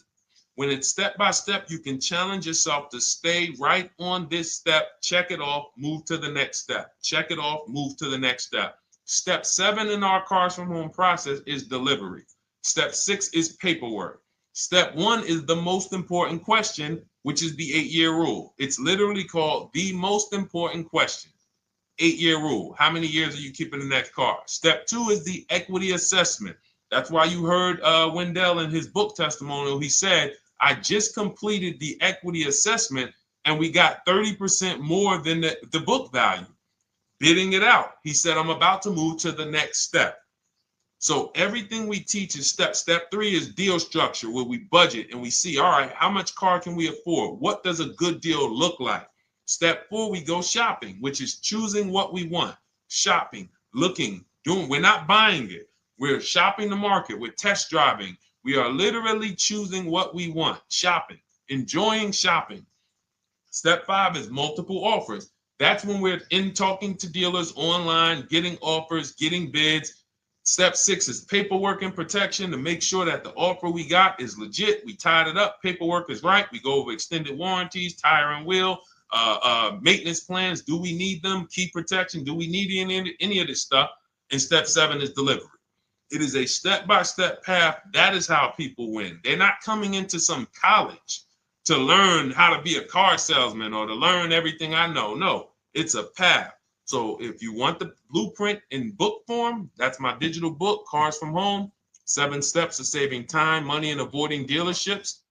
Normally $97, part of our 30-minute welcome offer. You can get yours for $24 in my TikTok bio, Instagram bio, the YouTube comments, and the Facebook comments.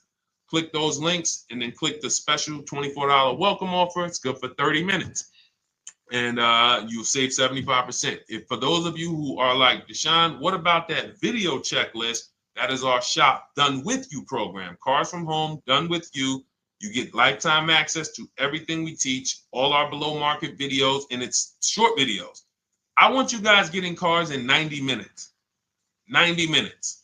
Not shopping. The shopping might take you longer. Deciding what you want, you might be doing that for 2 months.